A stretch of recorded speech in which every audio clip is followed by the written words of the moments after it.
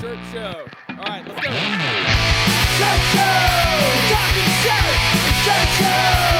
Talking shirt! Shirt show! Talking shirt! Shirt show! Shirt, man! All right, episode 79 of Shirt Show.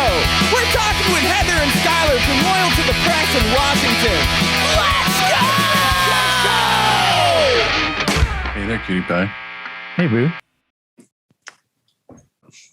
Check. Hey, I like your hair. Did you dye it? It's looking. Yeah, I heard blondes have more fun. Oh, fuck yeah. Check this shit out. Got a Christmas ornament. Are you ready for our tree? Are you ready for this shit? Mm-hmm. Bob Ross. Mm-hmm. Look at his smile. I know. Is it because you have a happy tree? Yeah, of course. Yeah, of course. You tell me your tree's up. Oh, yeah. All the trees in my house are up. Mm-hmm. There's like 4 trees in my house right now. That is approximately and 4 too many. precisely 3 too many. I think one tree is good. It's 4. No. We used to put lights around my dad's chair. You mean, and then just put the presents on the chair like Santa would? Yeah. Okay. Well, that makes sense. Mm-hmm. Why not? Well, let's see. My week, I had a TV dinner and I watched Wheel of the Fortune. Wheel of the Fortune. It's a new show. Like it's right. not, you would think it would be the same, but no, this is the new version. Like that's what I did. It's like Squid Game where if you lose, you die. That would be kind of cool. Like you spin, and then if it lands on bankrupt, it's not bankrupt. It's like it lands on, it's like death. Yeah, right. But that was my week, super exciting. TV dinners and TV. There you go. Mm-hmm. Like it's hard to beat. But your week. That's all you did all week? Yeah, that's all I fucking did. So shitty. Mm-hmm. But you, on the other hand, you went on a jet airplane. Mm-hmm. That's apparently all I do anymore. You probably got some frequent miles. I'm leaving again too on Tuesday or Wednesday morning. Piece of fucking shit. Where are you going now? Chicago. Well, that's right by me. Yeah. Well, thanks for the heads up. Yeah, appreciate it. You want to come out?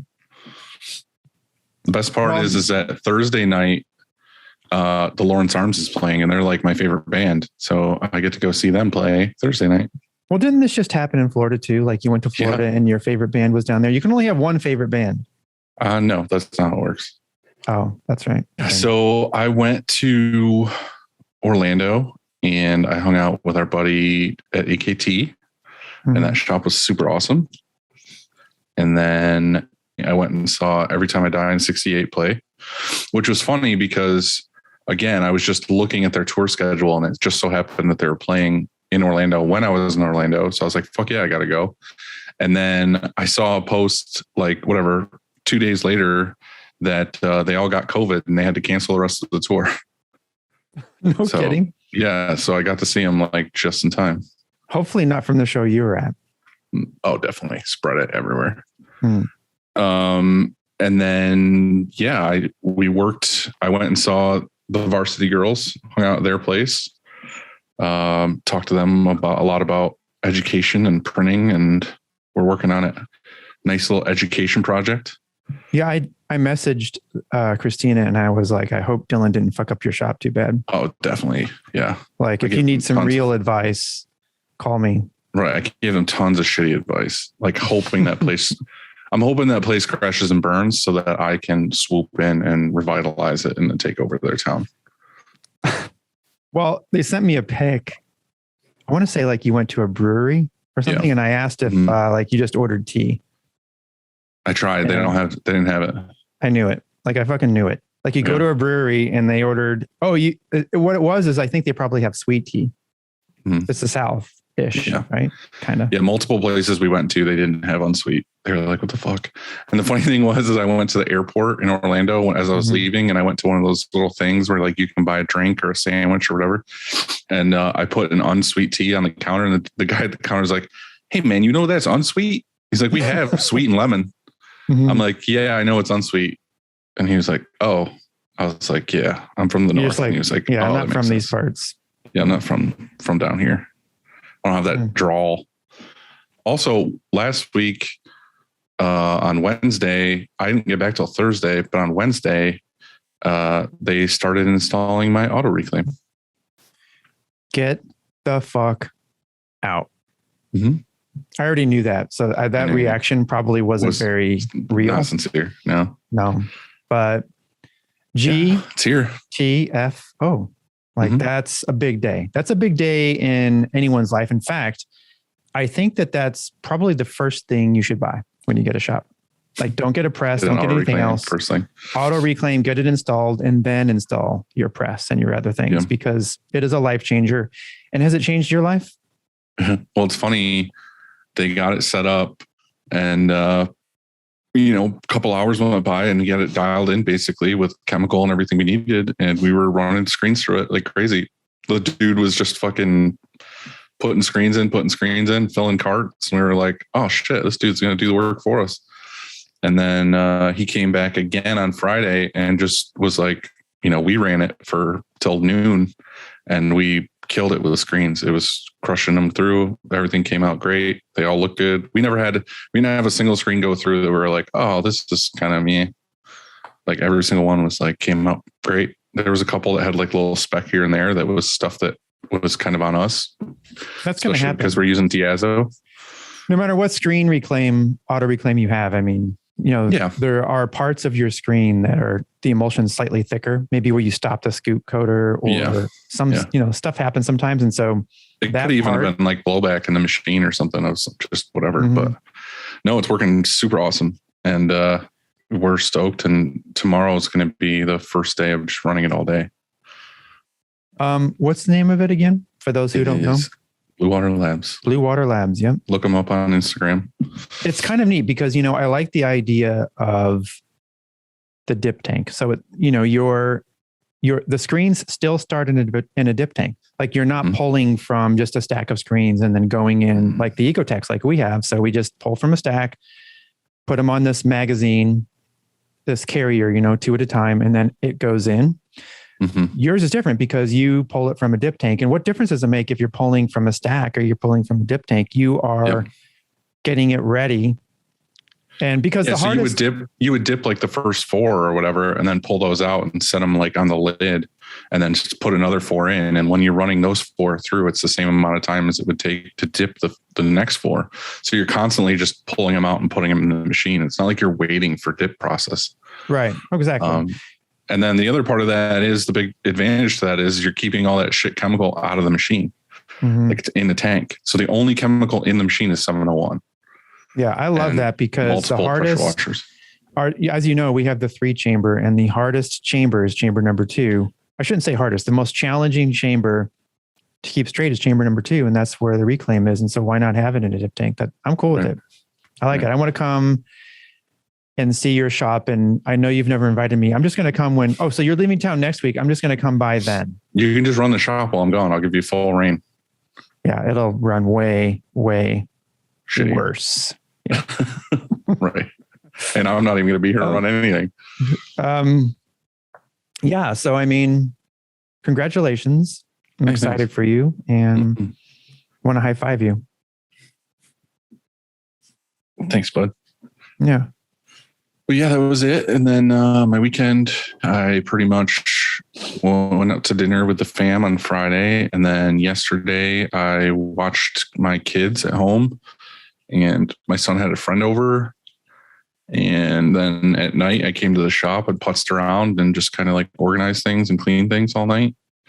And then today I woke up in the morning and I took my kids and my mom to the diner and then to Target to get shop snacks.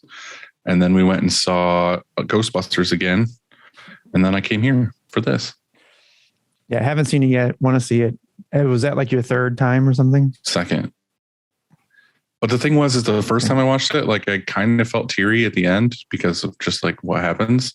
And this time it was way harder. Like I was like seriously like watery. Oh, so you should have called me. right down there. I'm like, Andy, I'm sad. Yeah. I want to talk to you. We could have shared feelings. Let's talk about feelings. Yeah. Well, Dylan, Christmas is right around the corner. Mm-hmm. And so I thought I would bring a Christmas dad joke. Yeah, we have to do Christmas ones for December. Mm-hmm. I have one, but I think that we've already used this. It's been a while, but I want to say you told this before, but it's okay. It's okay if you did. How did Darth Vader know what Luke got him for Christmas?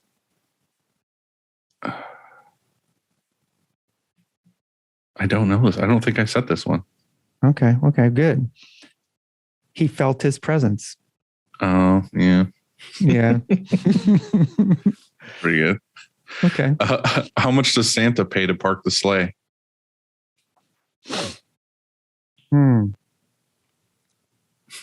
Oh, man. I thought I would have something, but I got nothing. Nothing. It's on the house. That was better than mine. I like it.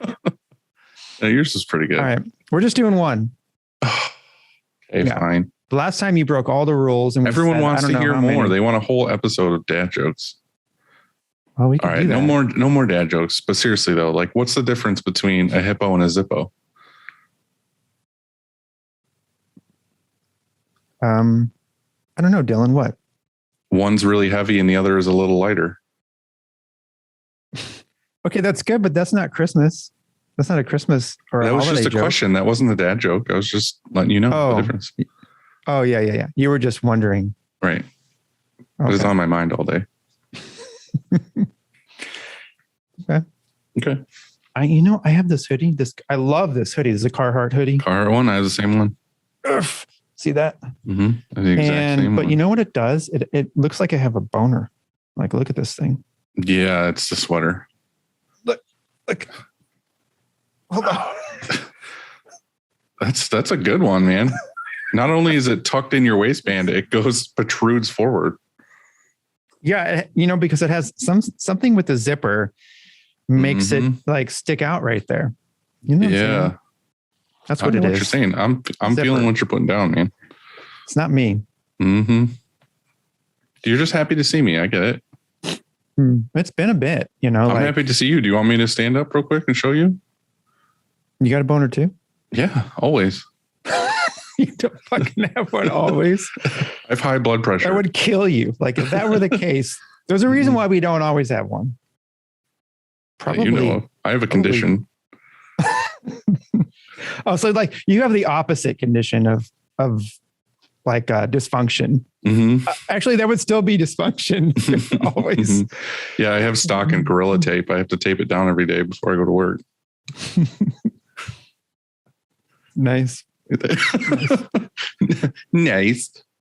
You probably don't need a whole lot of tape though. Let's be honest. No, just a little tiny, like a square inch. Right. Mm-hmm. So hey. Frank. That's what we needed. I feel kind of chill today, and that was perfect. Like that did it for me. Thank you.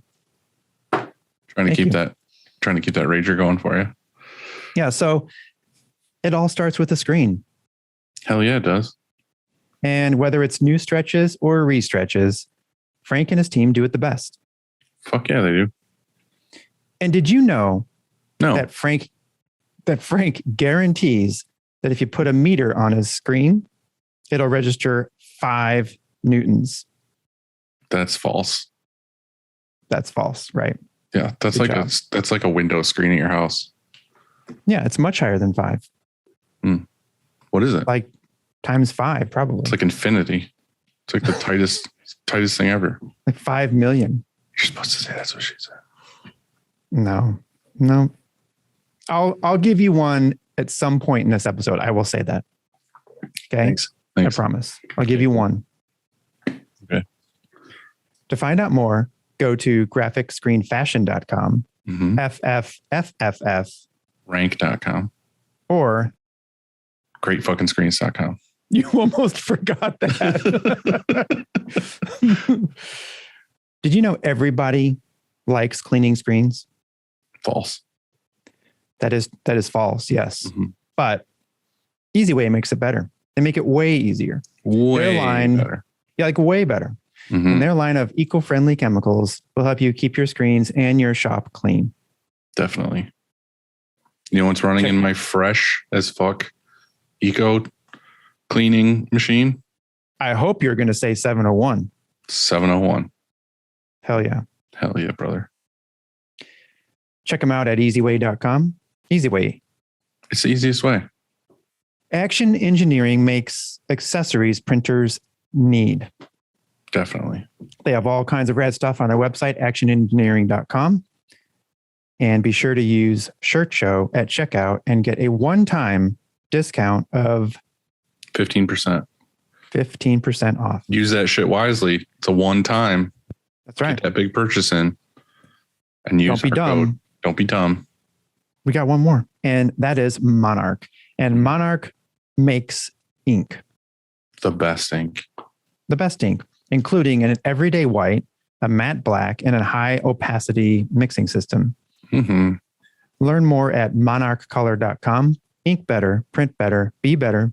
Live Moss. Monarch. It's very soothing end to it. No, that was mostly just breath at the end. Something might be wrong with your mic, I think. You think so? Do that one more time. Something wrong. Oh, yeah. No, I think it's working. Okay, good. Unfortunately. Yeah. Sorry, everybody. What time is it? It's time for everybody who's listening to this to pause it real quick. Go like our shit, repost about it, share it, subscribe, all that good stuff. Yeah. So just help us out a little bit. This just again reinforces the fact that we were separated at birth, because I have this pulled up on my phone or on the Apple podcasts anyway. I don't know where you get your podcasts, but you can leave reviews on Apple, the Apple one. And guess what? It worked. We now have 50 ratings. Thanks, went up. Guys. Yeah, thank you. We have 0 1 stars, 0 2 stars, 0 3 stars, 1 4 star, which is pretty good. You know, I take a 4 star, right? It's good. Fucking asshole, whoever did that. You only leave 5-star reviews if you're reviewing. Don't be that guy. Well, here, maybe they gave that like 4-star review a while back and we deserved it. Maybe we're still working on our. We still deserve it. Yeah, we still deserve it. You're right. I'm just bitter. We're improving. What was I going to say? Oh yeah. And then the rest are 5 stars. So I guess 49 5 stars. But it really helps us out. I mean, we're not trying to get money from it. It just helps other printers know that this podcast exists. The last review that somebody wrote was from June 27th, 2021. So Eddie far away. JO21. I guess that's who it's come from. And he says, I'm going to click on it because I don't think they're in order by time because June's very far away. Yeah. Sorry. I don't know. Anyway, it says, I listen every week. Great insight from other printers around the world and really funny as well. Always entertained. Dylan and Andy put on a great show. Definitely recommend to anyone printing. It's good shit. Dylan, our guests today, and I said guests. Yeah, there's 2. They are Heather and Skyler Mueller from Loyal to the Press. They live in Vancouver, Washington. How the fuck did you know? Because it's Vancouver? No, like I thought for sure you were going to get this wrong and say like British Columbia, you know, like in Canada, because we were going to have, that would have been. I don't even know where British Columbia is. Isn't that like across the pond? Yeah. Exactly. Let's just leave it at that. Right. Okay, right. Let's move on. Now, do you think? No. Do you think they're called Loyal to the Press because of a screen printing press, or Loyal to the Press because they like lift weights and shit? I think it's Loyal to the Press because it's like, that would be swole shit. That would be royal to the press. Like if they were from across the pond, that would be royal. Yeah, but they're not. Press. They're from Washington. Yeah, it's loyal. Yeah, but look, my point is that they're from Vancouver, Washington, not Vancouver, British Columbia. And then no one ever said that. Yeah, you did. No, you did. All right. Well, never mind. They're from, it's like a suburb of Portland. I mapped it. I don't even know where that is. It's in the trees. Sounds beautiful. Yeah, it does. But what were you asking though? You were saying something like, are they loyal to the press because like a screen printing press, or like because they lift weights and shit? If it's like both, both. Like seriously, yeah, I think it's both. Okay. Well, we'll have to ask and find out. Well, do you know why? Because I think it is that she started this company to print her husband's merch, who has a podcast on the fitness. Let's just talk all about them and tell everyone their story before they get on here to tell it. And then we're done. Like, fucking ruin it for everybody, Andy. We don't even have to have them on. You're spoilered so hard. Sorry. I'm sorry, everybody. You piece of shit. Okay, so I feel like we should end this, and I'm going to go home. Go to bed. You. Wait for tomorrow. Mm-hmm. Like my hair? I love it. Growing it out for you. I like it when you run your fingers through it. Keep it going. Oh, yeah. Well, they're here. Are you ready to go? Fuck yeah, bro. Let's do this. You want to stretch? Oh, yeah. I'm going to get one of these. Oh, that feels good. Oh, yeah. Feels so I'm good. afraid to stretch after that time I hurt my side and thought I had to go to the hospital. Oh, that's right. They're going to have a sick setup, I bet. I was telling somebody else that you should quit drinking so much tea. Hey guys. Is this chat roulette? Hello. Is it chat roulette? I don't know what chat roulette is. I don't either. Want to know then? Yeah, I don't know either. That's dark web stuff. You guys don't want to be a part of that, I guess. Uh-oh. How's it going? It's going. It's Sunday. We're here together as a group. Yeah. Enjoying each other's company. You know what's funny is like the last 3 or 4 episodes we did, the people we had on had like legit headphones and mics and everything. And I got multiple comments in our DMs of like the audio was so great on those last couple episodes. And it's like, sound better than us. Yeah, like really, me and you have decent microphones, but the guest usually has like fucking like Apple headphones or some microphone they had from their, Dell PC in 1993. Yeah, audio really makes a difference in a podcast too. Oh, definitely. We're just excited to be on the Shirt Show. Hey, we're excited to have you. This was like our plan all day. We were like looking forward to this. Yeah. You guys woke up this morning like you had your clothes all picked out and you just like the first day of school. Exactly. Put them down, sat in the chair all day. We both jumped out of bed and was like, Shirt Show. Been singing your theme song all morning. Yeah. Perfect. Okay, you can take it away. We'll let you do the actual intro this time. Can I? Yes. Where'd you guys get your intro from? Did you have somebody produce it for you? Or? Chad. It's Chad. Yeah. Chad's the man. I don't know who Chad is, but he did a good job. My favorite was the time that Ryan was at Gorilla Joe's and his whole staff were like screaming it at the top of their lungs. It was the best. I want to keep that video in my mind forever. Yeah, Chad produces the show, and he also made the intro and outro, actually. This show would not exist if it wasn't for Chad, because me and Andy don't do a fucking thing other than sit here and talk to you guys. Chad does everything else. That's awesome. That's good. So all the edits and everything. Yeah, all the editing. Yeah, that's why it's funny. Like when we watch the pregame, when he sends it to us on like Thursday or Friday morning, like it's brand new for us and we have no idea what it's going to be.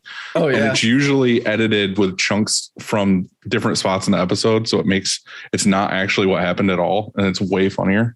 Oh, really? So how far ahead are you guys pre-recorded? Usually a week, 2 weeks, maybe. Oh, okay. Yeah, we've been bad because it's only about a week out right now. So, we strategically did that though, because we felt that because at one point we were like 2 weeks ahead, but it was shitty because if there was any current events or anything happened, it was 2 weeks away. So it was like, right. I didn't relate. Right. Like time. I like it being a week out because it makes sense, but it's also sketchy. So like if one of us can't make it on a Sunday and we have to do it on like a weekday, it kind of sucks. Mm-hmm. Right. But that's happened. Like if we get in a crunch or something, then we're recording on a weekday all of a sudden because you got it. It's right. Usually it's Andy goes out and gets fucking hammered on Saturday and can't make it on Sunday. He's just too obliterated. It's all me. Yeah. Is that true, Andy? I think I've only been hammered one time. So yeah, no, it's not true. That can't be true because I've witnessed 2. Okay, fine. Maybe more than once. Those were secret time though. So anyway, it's quiet after you say that. What did you guys really do this weekend? Oh, it was his birthday this weekend. Oh, really? Happy birthday. Thank you. We just made a new design actually that we're printing currently. And it's Heather basically going Super Saiyan. She's holding 2 squeegees at her side and her hair's going crazy. And, anyways, yeah, she had the thought this weekend and was like, it would be cool if you could draw me as, So we drew it up this weekend. Do you guys actually watch that show, like the DBZ stuff? Oh, yeah. We used to. All right. This is going to make sense to you. Not so much currently, but. This is going to make sense to you, but it's not going to make sense. It doesn't really make much sense to me because I've never watched a full episode. Oh, I don't know if I told this story on here yet or not, but the very first time I went to Atlantic City for the trade show, me and Brian went, just me and him, and we went out like all night and did stuff. And then we got back to the hotel room, I think at like 2 a.m, and we turned the TV on and Dragon Ball Z was on. Oh, yeah. I don't really know like why this happens, but I guess there's a time when they like ultra fucking charge up. Like they're like, and then he goes to like the next level and the next level. And then it's like whatever Super Saiyan, I guess is what it's called. Yeah. But it's funny is like we turned the TV on and he was doing that right as we turned the TV on. He was like, he's like, no, I will not let you destroy my world. And he's like, and then fucking Brian starts going like full tilt screaming in the hotel room, like, and then I fucking come running out of the bedroom into the other room and I hit the next level and I'm like, and it's like, dude, like imagine the chaos scream of someone next to you in a hotel at 2 a.m, just like going Super Saiyan in the room.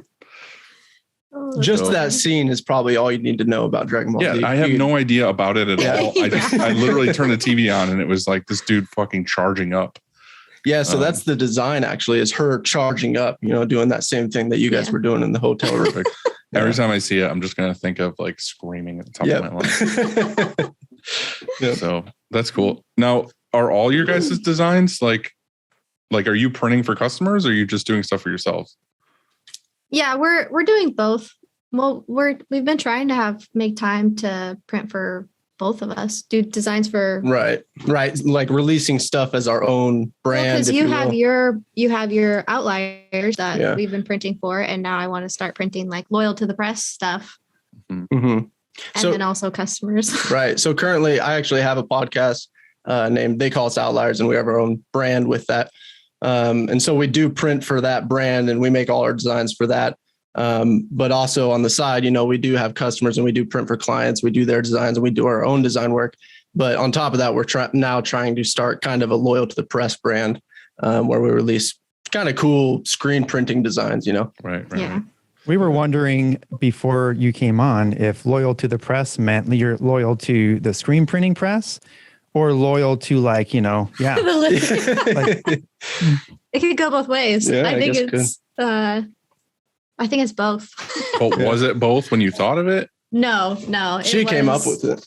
No, well, it came from your old, because you had made t-shirts before.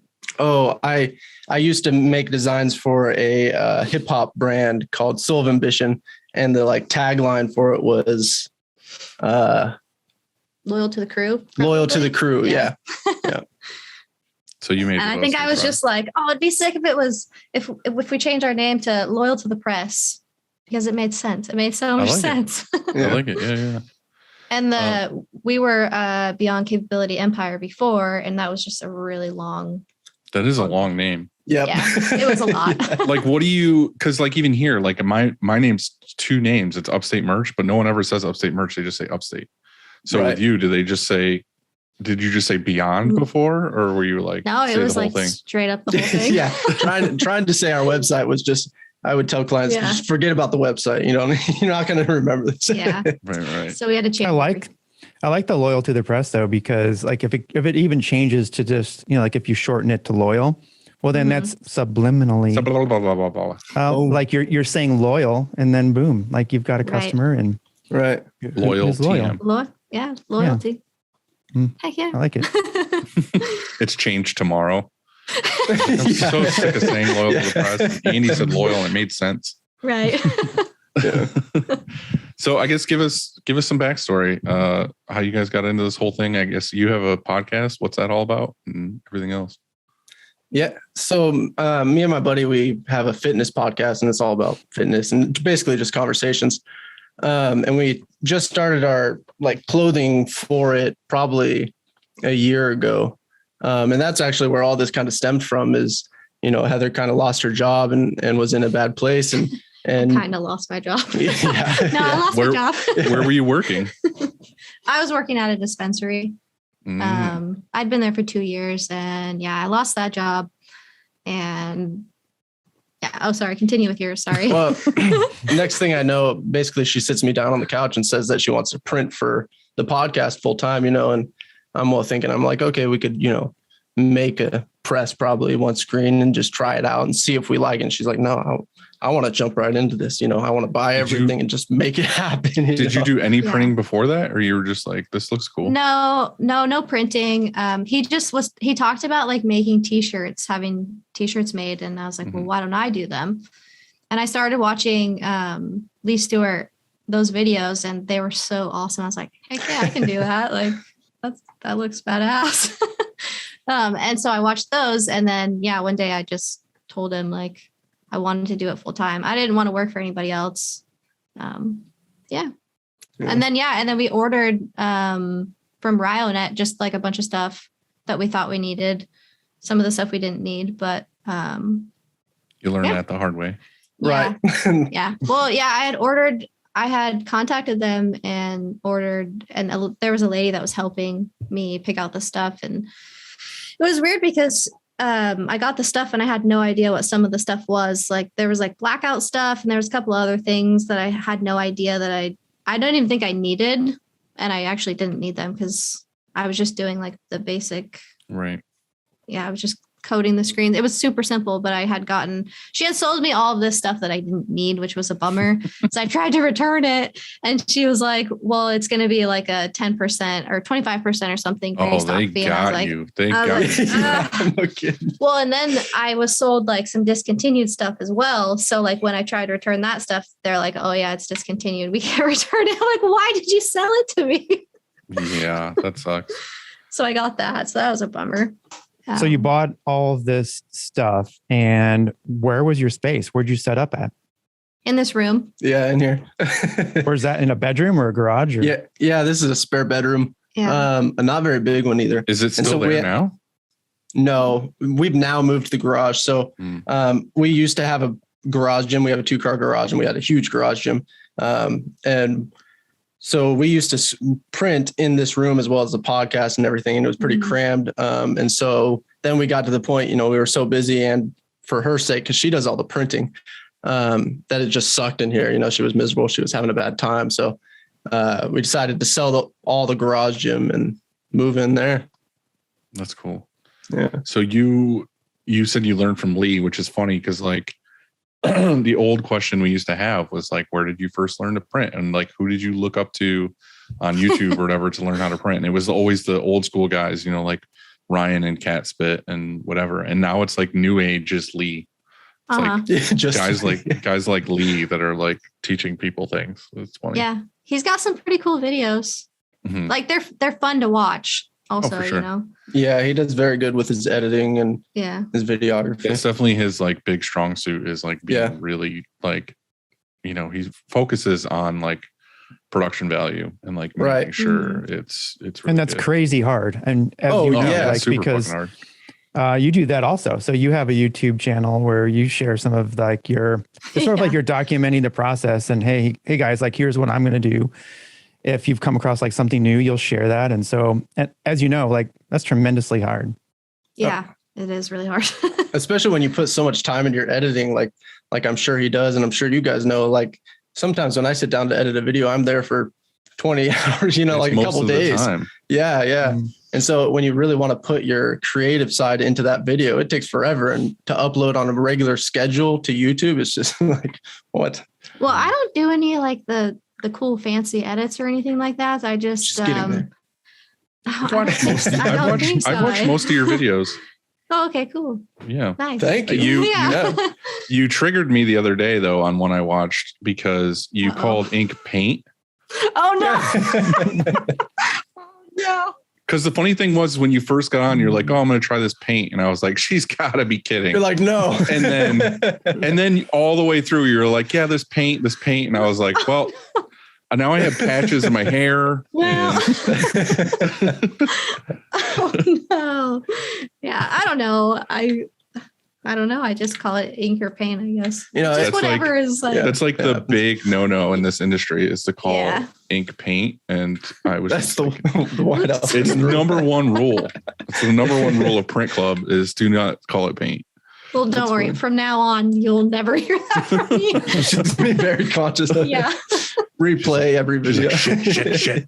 She made like a custom banner to go over the ink station that says paint. Yeah. I don't know.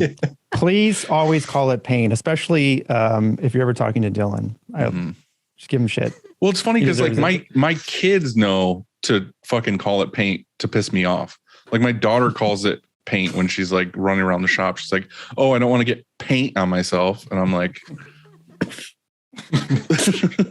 elbow to the face. Yeah, for sure. All right, so you grew out of the bedroom, it sounded like, because you just ran out of space. You go to the garage. It's a two car. So you've got plenty of space down there. Mm-hmm. And what's the future? I mean, is that the plan, is just to stay out of the garage, or do you want to get a retail space eventually one day? Personally, I don't want to. He does. I would rather keep it small. Like, I like what Lee Stewart has in his little setup that he has. Like, if I could just have that by myself, that'd be great.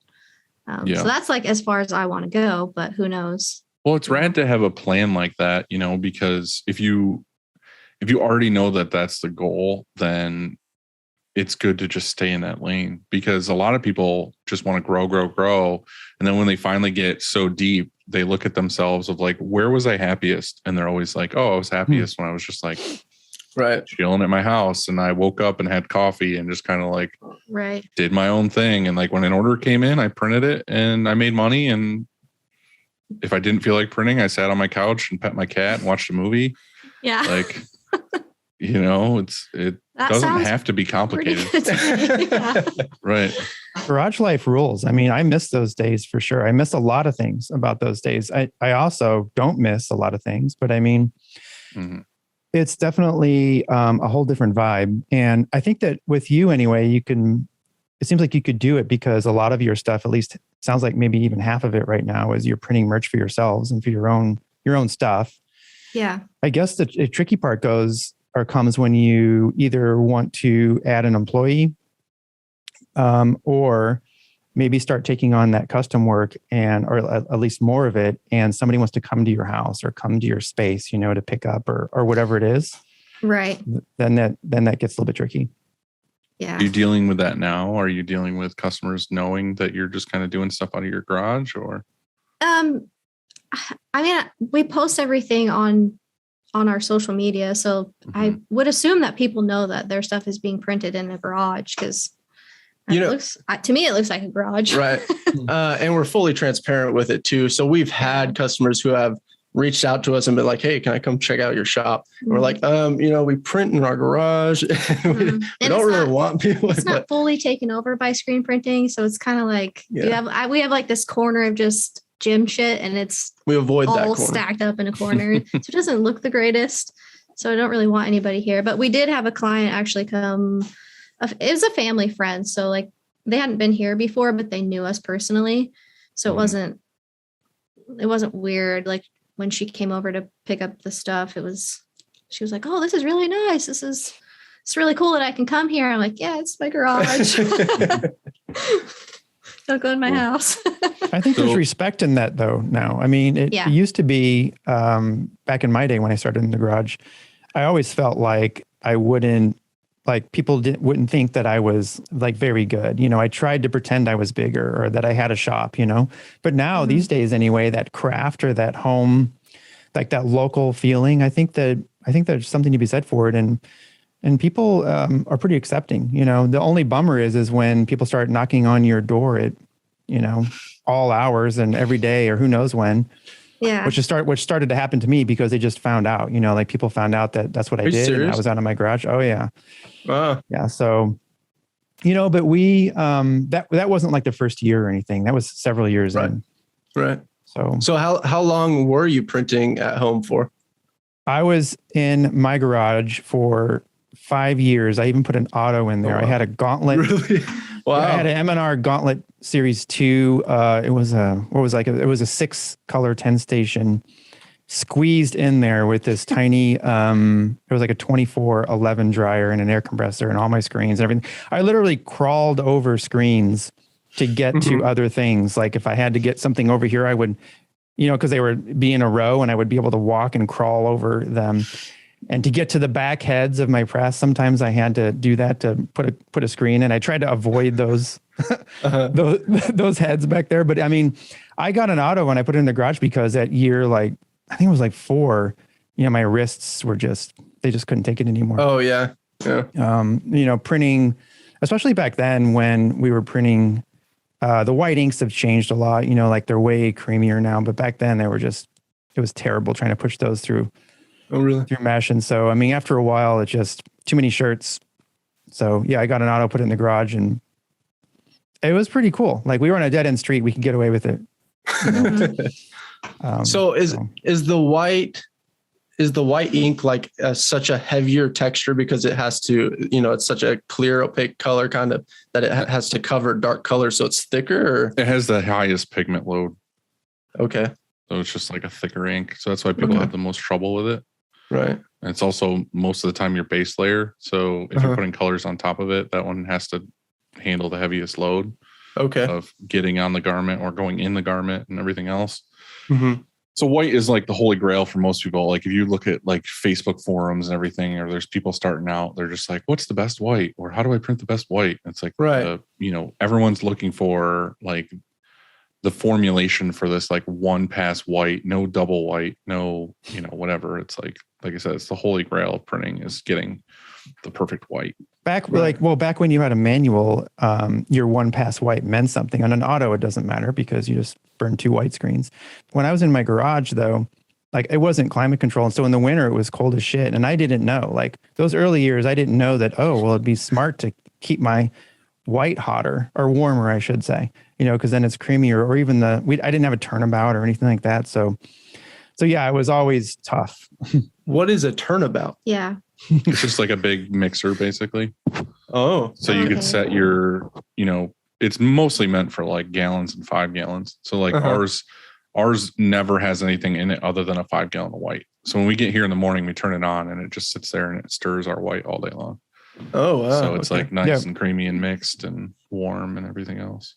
We probably go through 20 gallons of white a week. I would say 4 or 5s a week. And so we have a white that sits, just like Dylan said, it sits on the turnabout all day and it's spinning. So it's primed and like, so you can scoop out of it and go and just start printing. You're never waiting. And in other words, you're never waiting on your white. Yeah.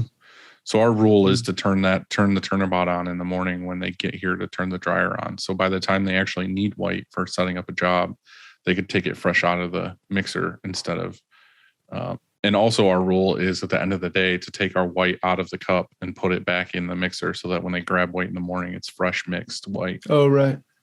So it's creamy enough and you don't have issues on press and everything like that. Mm-hmm. Now, are you guys dealing with the cold where you guys are?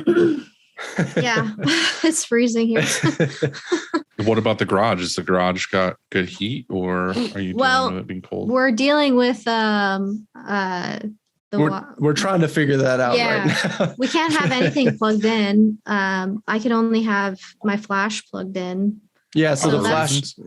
electrical. So the flash draws 13 amps and all the outlets in the garage are wired to one 15 amp circuit, which means that you can't have anything else running. So we're figuring out ways to fix that issue. Especially, right. Well, especially we just rent this place that we're in. It's actually a duplex. So there's somebody connected to us right here.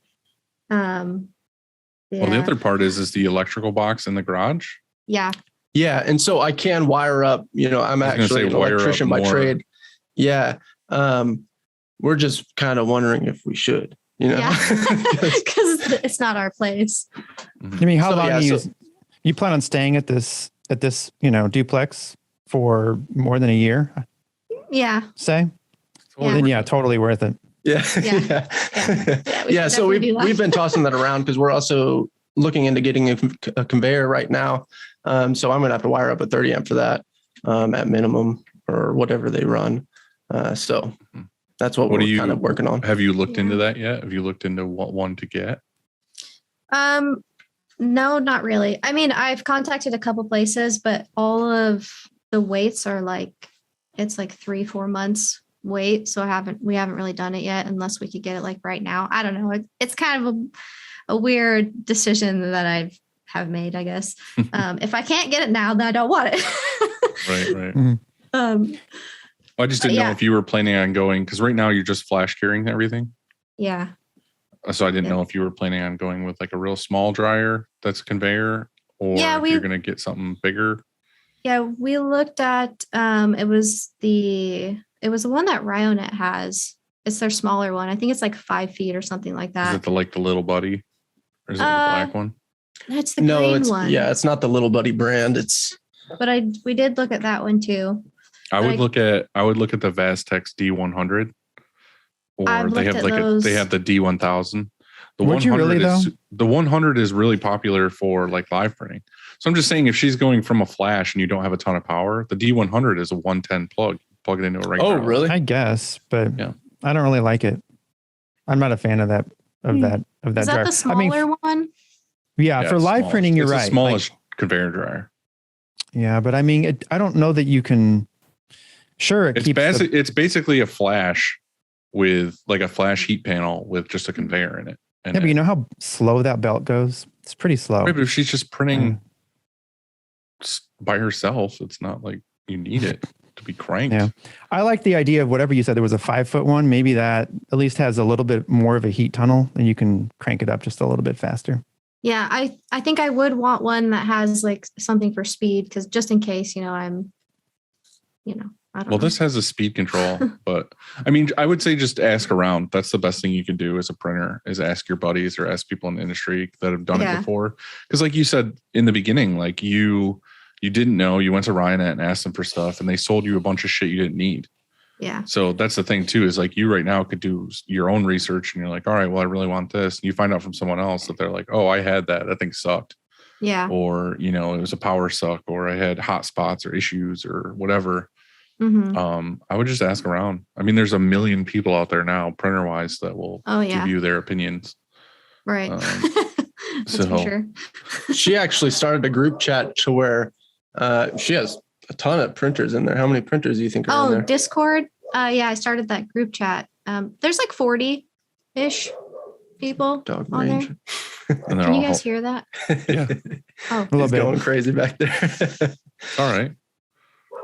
It reminds me of an early episode of ours where my dog barks in the background the whole time. Yeah. So Discord is an app, right? Yeah. It's, I guess they use it for gaming or something like that, to chat. You can chat with your friends for gaming. I'm not really sure. Somebody recommended it to me. But yeah, it's just a chat for screen printers that I started. And is it going good? Yeah, it's going great. There's days where people won't say anything, and then all of a sudden a couple of people will get on there and start chatting. And I think everybody for the most part uses it. Just for I don't know, some people, the other day people were sharing pictures of their shop, which was really cool. There was people that had companies, bigger companies that were sharing. And then there was the smaller ones where it's in a bedroom like this. Just kind of cool to see everybody's. I'm going to go to Ranger. He's going to go see if the dog can smell chloroform. Wow. What is going on? Well, yeah, now that he's gone. Yeah. Let's get into this. Let's really okay, now that he's gone, I actually can see what I think are a couple of snowboards. Yeah. We've been snowboarding for like 6 years. How close are you to like a resort or a mountain, let's say? Like an hour and a half. Oh, it's not too far. That's easy. Yeah. It's not bad. Is it snowing there yet? No, it hasn't yet. The weather's been really weird. It's been warm and then cold. Rainy, then cold. We're talking about the weather. You're talking about the weather? Oh man, sorry, I missed it. Well, we were talking about snowboarding, and then it turned into. Oh, you were? Do you guys snowboard? I don't. I have, yeah, but you have. Yeah, the snowboarding is down the hill. It's sick in St. Louis. Like there's so much. Gonna say. We actually do have one. We have one little tiny place. I can't remember what it's called, but they make fake snow even, and you can go snowboarding here. Oh, yeah, that's awesome. Very cool. I go tubing. I'm that guy that just sits in the tube, and then you go down the hill and you get to the bottom and you just like hook yourself to a rope and they pull you all the way back up the hill and then you just go down again.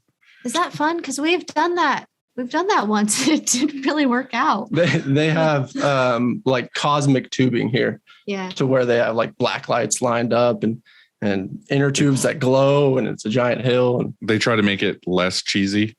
Less just sleigh riding.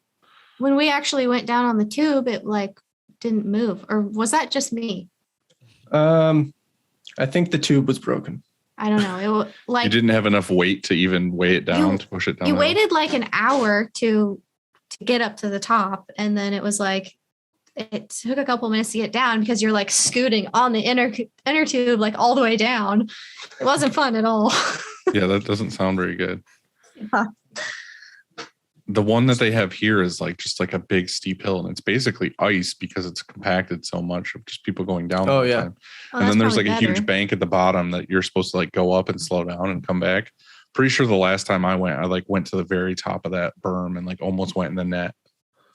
So I was hauling ass down the hill, but I'm also a big guy, so I feel like I really weighted that tube down.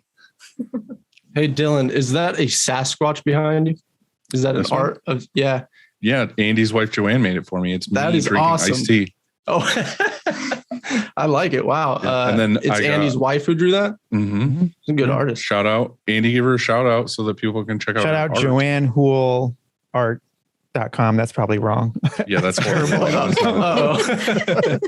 I'm fucked. Yeah. Thanks, Dylan. You're welcome. Yeah, no, it looks like you got the setup, Dylan. You look. I try. It's the corner of my office. Oh, nice. Yeah, I pretty much people send me stuff and I just put it on the wall and try to keep it around. I've got a bunch more shit all over the place, but I don't. I'm running out of room. There's this badass rug. That's a rug? Printata, which is a squeegee. That's funny. Pinata. That's cool. Pinata. You got a whole bunch of shit. Is that a lizard in glass underneath the? No, it's the upstate rat. It's a dead rat. Oh, that's nice. My when we did the construction on like redoing the offices here in my building, I was like reaching in the wall and pulling I say insulation, but it was mostly fucking hay. And I was pulling it all out, and one of my full handfuls I pulled out was that rat. No way. What? Yeah, but it's fully mummified. It's like the whole body. You can see the tail. Oh, that's the tail. The whole thing. So I kept it. I was like, oh, this is cool, and I like put it on the ground. And then like 2 or 3 months later was my birthday. But one of the times I was like going through the shop to find the rat, I was like, where'd the rat go? And I asked my dad, I was like, oh, did you throw the rat away? He's like, yeah, I just, scooped it up, threw it away. Oh, fuck. So I was like, whatever, like no big deal. And then on my birthday, my dad gave me this. Oh, really? It's the rat. Yeah. And the case it's in is the old exit sign. Like he took the glass out and put like regular glass in. Mm-hmm. And it says the upstate rat on a plaque behind it. And he put sunglasses on it. Oh, and it's really? It's on a prison bench. And then there's shackles around its ankles. Your dad did all that? My dad did that for my birthday. Wow. That's amazing. Yeah. My dad's always like made shit for me for my birthday rather than like buying me something. That's cool. So it's always like something fucking like I'll keep that forever because it's like super rad. Right. But yeah, it's the upstate rat. He hangs out behind me. Okay, guys. So it's Joanne. It took you that long? I was waiting for you to tell your awesome story. Mm-hmm. He was being patient. Yeah. So it's JoannHoule. And there is a link to her, which I found out it's Etsy. I used to say Etsy. That's totally wrong. It's Etsy. She's got a shop on Etsy. Yeah. Very cool. Joanne has some badass art. You should go check it out. Yeah, she made this for me and I love it so much. Yeah, that's awesome. So I guess go back to you being in the bedroom or in the podcast room or whatever. How did that go for you? Like just learning how to print? Was it a struggle or were you like really just hit the ground running? I think I kind of hit the ground running. I figured it out pretty quickly. Well, it was like 2 months. I'm still figuring it out because we've only been printing for like 8 months, Right. But I mean, like in the beginning, it's like you get a bunch of stuff and you're like, okay, let me fucking like figure this out from scratch. I remember how stoked we were when she made the first print that looked like really good with no fibrillation or anything. Like it just looked amazing. And we were jumping up and down, actually like right here. It was pretty cool. It was a cool feeling. Yeah, that was cool. Yeah, it sucked printing in here because I had the flash on and it was like 90 degrees and I'm just like sweating, printing like all these shirts. So that really sucked about it. But I felt more organized in here. Definitely more organized. I don't know why. Smaller space. Maybe we had I less just had to be. Too. Yeah, that's true. Less equipment. We have a lot more stuff now. What did you end up getting? Did you end up getting for press? Like, is it a 4-color single station or? Yeah, it's the 150 Riley Hopkins. Riley Jr. Junior. Yeah, right. And it doesn't have the micro registration. Mm-hmm. I have 2 of those. Yeah, You had or have? have. There are live print presses. Oh, okay. Mm-hmm. Do they have the micro registration on them? Mm-mm. Do they have the clamps that are like the full clamp rather They're than just forward like clamps. Yeah, the front clamps. Okay. There's no side clamps or anything. Like I said, we just use them for live printing, so we're always just doing like 1-color prints. I'm not sure what they're like 4 single color prints. Yeah, they're the clamps. You put the screen in there, and it's got like what is that called? I don't even know what it's called, but it's as you're screwing the screen down, it's got like another flat piece in there that holds it, rather than 2 prongs that go down. And I know what you're saying. You know what I'm saying? Yeah, that's more. I feel like it's more on like cheap knockoff presses that just have like a bolt with like a piece of vinyl, like a vinyl cap or whatever that holds the screen down. Yeah, it's like a nut with a washer. Yeah, that's awful. Yeah, we just upgraded to a 6-color press. Yeah, we just picked up that a couple weeks ago. Was that a used thing? Yeah, we had just got our like very first big job. So we had a couple $1,000 and I really wanted the micro registration and I found a guy that had one for like, what was it? 16. Pretty good price. I think he had it on like the marketplace for like $2,200 and I was like, I'm not very far. And I think he had it on there. Well, I'm like, will you take 16 for it? And he was like, yeah, I can do that. I was like, sweet. That's so awesome. we went and picked that up. Yeah, I don't even think they sell these anymore, and I don't. They definitely shouldn't. But Ryanette, back when they kind of like were early stages, they sold this thing called a silver press, and it was definitely like, I think they called it a silver press just because it was like raw aluminum. Like you could see like the numbers on it, where it was just like aluminum they cut and made this press or whatever. Right. And that was like one of the first presses we bought when I started Upstate, and it was the same thing. We had like basically a hammer for registration. There was no like micros or anything like that. And then we ended up buying like the upgrade kit for it. For people listening, I did a bunch of air quotes. And it was their micro kit, but I think it was just like, it was like nuts and bolts to like move things side to side and whatever. Right. And it like was better, but it wasn't, it's not like, I won't want to say it's like a real press because it was like, I felt it was still in the hobby stages for sure of a press.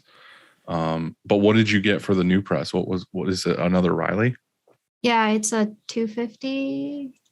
So it's the next one up, basically. Yeah, it's the next one up. It's 6 color with 2 platen and micro registration. And so that makes it like a world easier for her. She was, she had a lot of rough days where she was trying to print multicolor prints. And I would spend hours just like trying to just register it. And that, Well, the hard part with that is the single station is you have to print and then pull the flash over and then pull it back and then print the next color and move it back.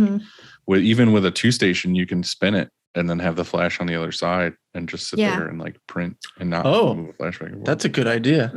Oh, have you thought of that? I haven't. Oh, hey, thank you. Put the flash on the other side. Other side. And then when you spin it, it'll be under the flash. But the biggest concern with that is just to make sure that when you're not printing, you don't have the platen in front of you, because if you leave it there, you'll burn it. Oh, right. And you have to have the times down, right? Yeah. The next upgrade you could do is to get a swing away flash. Like a timer? Or an IR, or they have the ones where it's like a timer. Do it by itself? Wow. It swings away so it won't burn anything. That's a good idea. Or you could get like a red LED and it'll just turn on and off when it gets. Do you guys know, I'm sure you do, are these, for instance, can we take our press and upgrade it to a multi-platen, to like a 6 platen? Those parts are interchangeable? Very cool. Yeah, so you could call Ryanet or whatever and probably order like a 4 station or a 6 station if you wanted to. I have a 6 color 4 station manual that barely gets used, but 4 station is plenty. I mean, unless you're planning on just like manually printing all the time, then I wouldn't super worry about it. But I would definitely up to a 4 station if you can. The nice thing with that is that you have cooldown. So right now, if you were to print on one palette and then spin it to flash and then immediately spin it back to you, it's not going to have really enough time for that ink to cool down before you put the next color on, so that you don't have less issues with like tackiness or you'll cure up in a screen. Right. It'll cure the ink in the screen and screw you over. But if you have 4 stations, then you're always going to have that time when it goes from that one to the next one before it gets to you. And then it has time for that ink to fully cool down. And then they also make all heads down manual presses where you can print on one side and she can print on the other. Yeah. Really? Yeah. Interesting. I haven't dabbled. Once upon a time. Did you like it? Yeah. I mean, I didn't have, it actually turned out where it was faster. That's when I just had 1 press. And then it turned out to be better to get 2 presses and have single press operators, definitely. Oh, okay. We did that once when we had our first, actually, I don't know if it was, I think we had 2 manuals, but we were doing a job where it was like, I think it was like 2,000 pieces, white shirt, like 3 color print. And we really needed to get it out. It was like a rush thing. And I think we had three or 4 people on one manual. And it was like red ink on one side, black ink on the other side. And then one guy on the right side was loading a shirt. So the one guy loaded, the next guy printed, the next guy, or nobody did anything. And then it went and printed the black. And then I think it flashed and then they pulled it off. So it was like, it's stupid to do that, but you can do that. Like you have to have the timing down, right? Right. Like you have to wait because you can only pull them down at the same time. So the printers have to print at the exact same time. And then when they go up, you have to wait basically until the other one's ready and then you can spin it. It's one of those things that you do to just like get out of a bad spot. It's not something you're like, let's do this every day. Right. You know what I wish? I wish I had the space to have like all of my old equipment, all the equipment that instead of selling it or in some cases like trashing it, I wish that I had the space to just to have it here because I could go through and just see like the progression, like, oh, here, because I built my first exposure unit. I built my first actual press. Like I built my first press. It was absolutely hideous, but it would just be so cool to have and like to walk through and say like, look at that piece of shit. Like that's where we started. You know what I mean? It should be cool. 2 parts to that though for me is I'm a minimalist, so I have to anything I'm not using, I have to get the fuck out of here. Like I can't leave it here because I hate clutter. I hate things all over the place. But the other thing is I really, really wish I did is I took way more photos. Like I wish I had lots of photos of like the process of like when I moved shops. Like I have maybe like 2 photos of like when I moved to the new building or like even the old shop, I have maybe like one photo or there's a video on Vimeo of us at our old shop, and it's like super weird to watch it now. But I wish I'd like you, like was just documenting the process. Cause in like 10 years, you're going to look back and be like, like watch those videos and be like, holy shit, I can't believe I was doing that. Yeah. Right. I do that now. Like from when we first started, I watch those videos that I made and I'm like, wow. I mean, I've gotten a lot better, but it's really cool to see like where we started just from now. Like it's only been 8 months and it's like, wow, we've gone pretty far. Right. It's funny. I went to see my buddy Jared at AKT in Orlando last week, and it was the same thing. Like their shop, like their facility is super nice, super clean. They have offices that are like, you know, super professional and well decorated. And you walk through the offices and he's got this one section that's like, I think it was like 5 or 6 like pictures on the wall. And it was like these years, you know, it was like whatever the years were. And they were all like when they moved to a new shop or when they did a huge upgrade or whatever. And it was funny. I was talking to him. I was like, yeah, I wouldn't really be able to do this because I don't have any photos. He's like, no, these are it. These are like the 2 photos on that plaque are the only ones we have. Like we barely were able to put this together. And I was like, dude, I feel that so hard. Like I really wish I had like, I wish I had like a fucking scrapbook of like that I could put on the coffee table here. That was like all the years of like, this is all the shit we've done. So anybody listening to this, that's in that stage, take a fuckload of photos. Like it's so cool to look back. I'm starting to do it now, but it kind of sucks because it's like, you're already like 12 years in. It's like, yeah, right. Well, nobody cares about that stage. They care about the stages when it was hard. Yeah. So both of you guys are primarily, or maybe all the way auto, right? Do you guys miss manually printing? No. Not even a little bit. I'm not even really like a printer. Like I know a lot about printing because I own the company and I do a lot of research, but like I was never the actual printer for production. Like I print things. Like if I want to print my own thing, I'll go out and do it. But like I'm not the guy out there all day long printing anything. I've always been an office person. That question though is, I think I could answer 2 ways. One, I love manually printing. If I'm just printing a few shirts and like just setting it up and pulling a squeegee and then seeing the result and knowing that I did that, that's cool, right? But in a production environment, like in this business trying to get anyway, shit out. Right. Like there's no way, like, I don't want to fuck with that at all because there's no way we could get through our day. I mean, and also an auto is also it's a tool that you have to learn just like manually printing. I mean, you're doing almost everything the same except for just the action of pulling the squeegee. Pulling, yeah. Yeah, I mean, because you're set, you know, you're loading the shirt, or before you even do that, like you're loading the screen, you're inking the screen, you're putting a squeegee and flood bar in there, you're registering it to everything else. You're messing with pressure, angles, squeegee angles, the squeegee speed. I mean, you're dialing all that stuff in.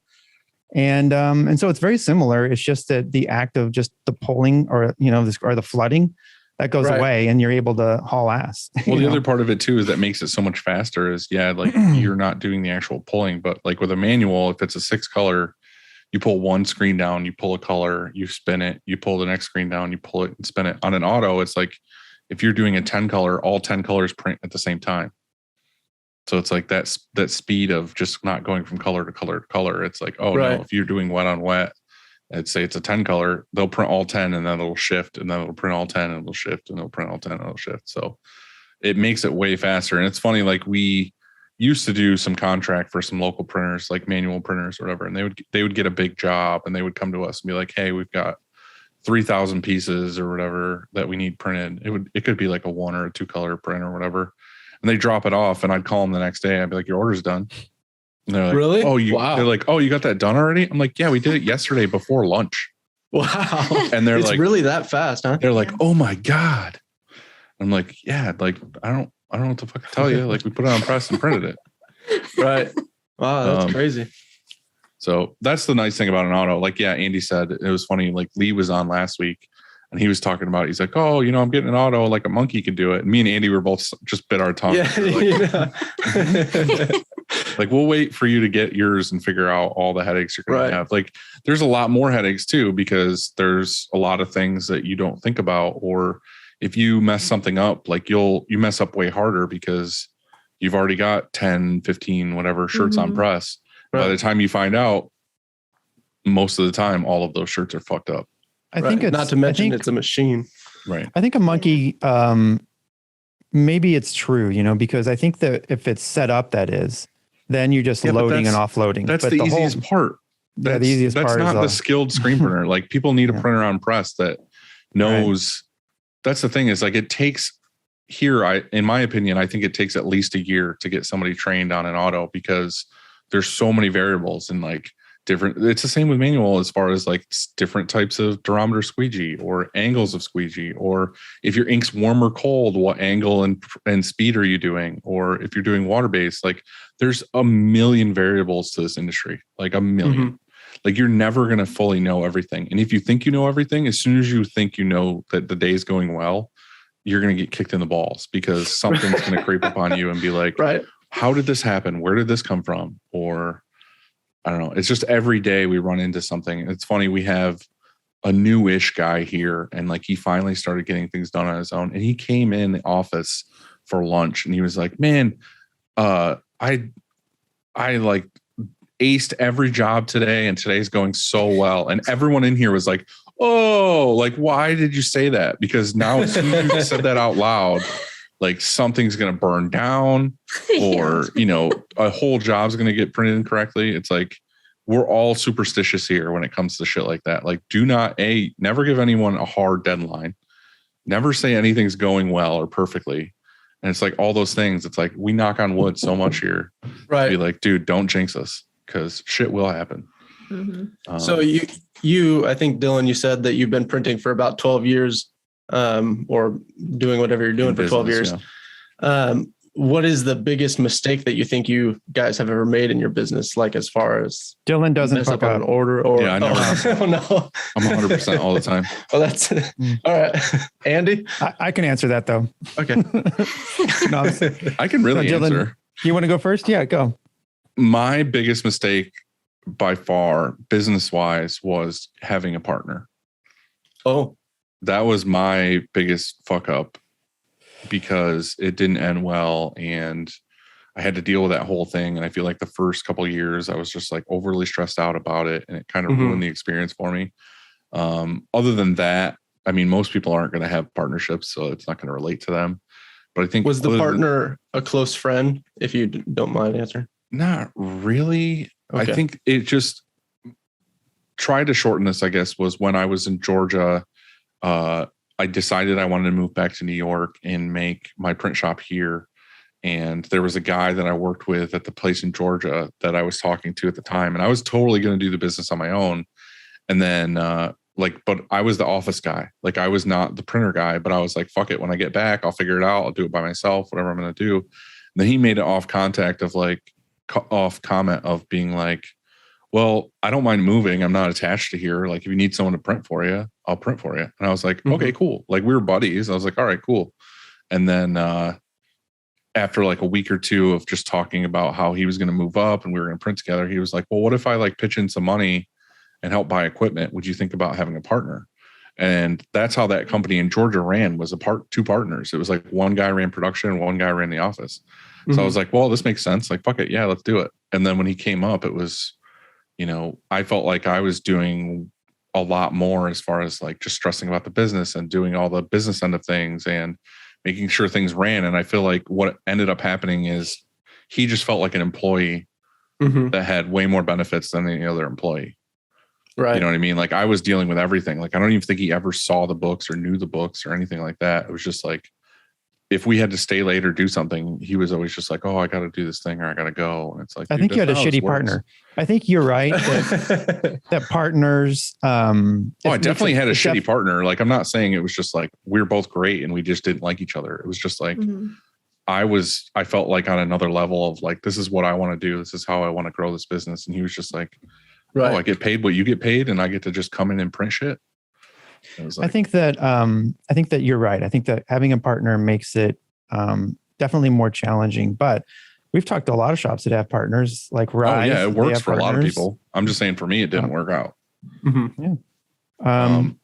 So it's doable, but yeah, I can see how that would be a mistake. My biggest mistake was that when I restarted here, this is my second shop. When I restarted after a divorce, I put about $100K in credit cards to start it.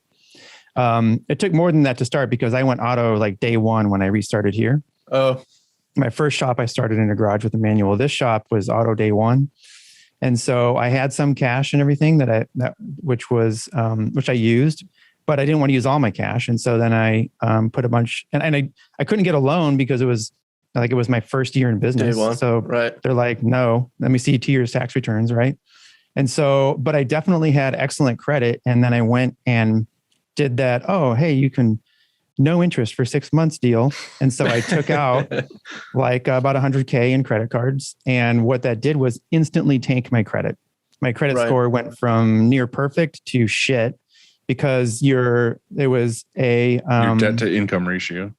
Thank you. Debt to income ratio was I'm smart. the worst. And so, and the worst thing about it was there was no way out. Like I couldn't, like I knew like what I had to do was go either pay that off, which I couldn't at the time because we were just starting and we didn't have the cash flow, or get a loan to pay off the credit card debt, which nobody would give me a loan because I didn't have 2 years tax return. So what I did was I kept a sheet with, because finally, when 6 months passed, all of a sudden I had to pay the minimums every month. And which they kept your interest like pretty good. But if you ever missed that minimum, then you were screwed. And then we'd raise you to like the highest rate.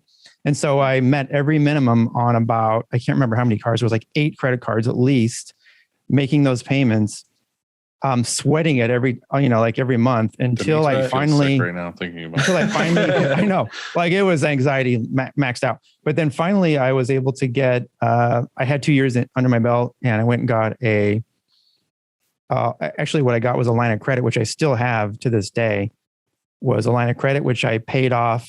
They were kind of almost maybe half paid down by then. And then I just used the line of credit to pay down the rest. And then I paid down the line of credit and I still have that line of credit available to me. I don't ever touch it. But like if I wanted to go get something right now, whatever it was, I could go buy it instantly because I just go into online banking. I move the line of credit over to my checking account and boom, there it is. Mm-hmm. And so... Yeah.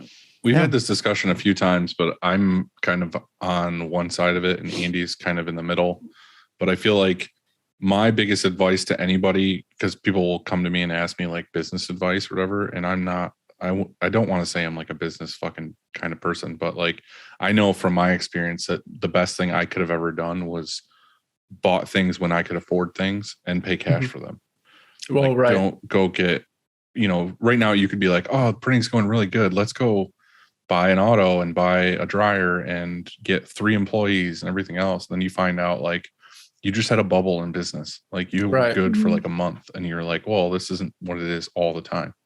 So for me, slowly going over it, it's kind of like you're, I don't know, like future-proofing yourself to be like, all right, well, I can afford this now. Let me get this here. And then you don't owe anybody anything. And then you work that piece of equipment until you grow to the next level of needing something else. But you know you need something else because you were in the shit for 6 months, like busy for 6 months to be like, oh, well, I don't want to do this again next year this hard.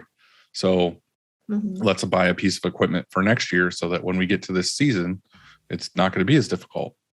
So it's like slow grow, dude. Like you do not need to be a full-fledged shop, like that fear of missing out thing. Like just go at your own pace. Like as long as it's working for you and you're making money, like just have less stress and like pay for shit when you can pay for shit because you never know what's going to happen. Like that's what happened with a lot of people with COVID is they were on this track of like, I'm just going to get all this debt. I'm going to, I know business is going to do good and I'm going to eventually get there.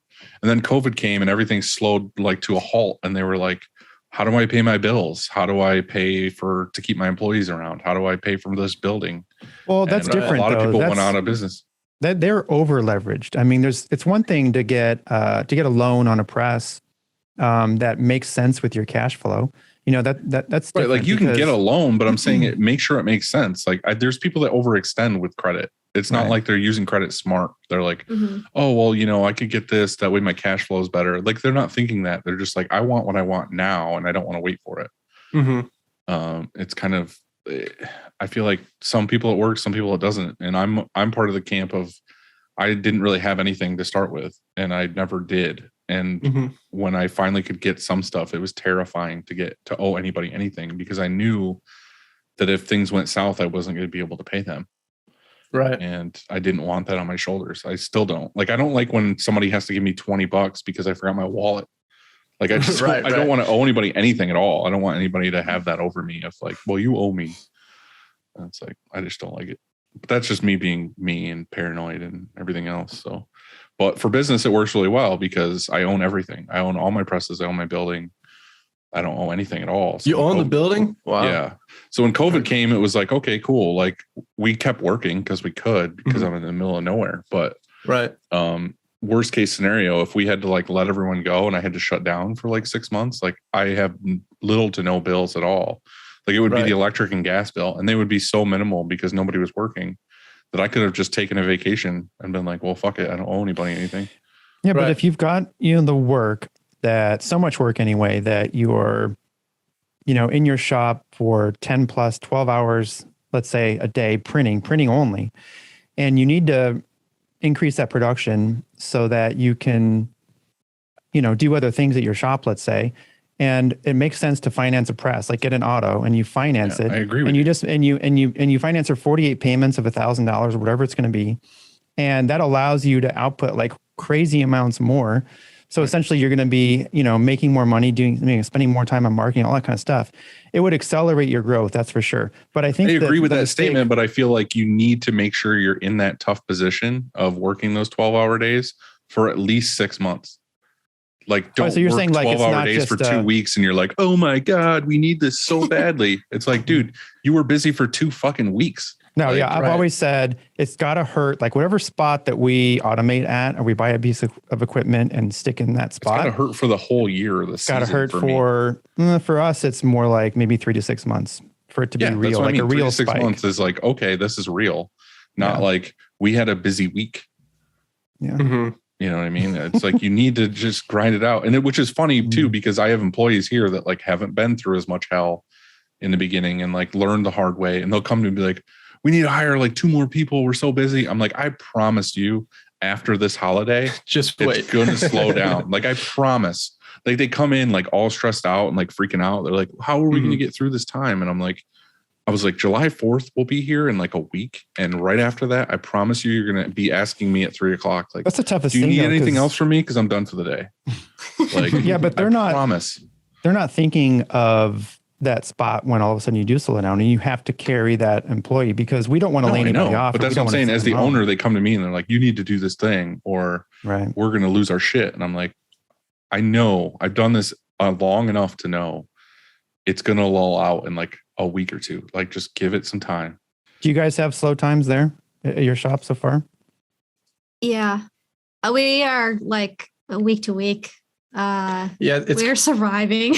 It's kind of like, so we have about 3 jobs at a time, it seems like. And so we're working on those 3 jobs and we finish them. And, we're at the point now to where we're actually like reaching out to places to try and get these orders, and it seems like we get 3 at a time, but it's like we get 3, we finish those 3 and then we get 3 again, or, we get 2 to 4 and then we finish them. We don't have anything for a couple of days, which you're in that is fine. Sweet spot of being so new that you're constantly looking for new work to fill the schedule. But I don't know. We're driven by fear right now. Yeah. It's scary, but it's also like that fear is kind of what drives it, because 100%, it's like, for sure. Right. It makes us hungry for it, and we have to reach out. And I think that having to reach out and go find the work gives you also that drive of, hey, I want to do this thing, I want to make this happen, because ultimately that's kind of how it's all started, like she lost her job and that was scary. And we decided this thing and we just had to make it happen because that was the only choice we had, really. But we did sell our car to buy our screen printing equipment and like survive for a couple of months. Right. Well, we made it happen. It's that thing like Drew said, it's like the first 5 years of business, they're saying yes to everything. Yeah. Right. So you're in that yes phase of like, you'll take anything that comes because you're like, yeah, more work. Like, let's fill the schedule. Let's get busy. And then after 5 years, you're going to be like, fuck, well, I don't like these kind of customers at all. Like, I don't want to work with them anymore.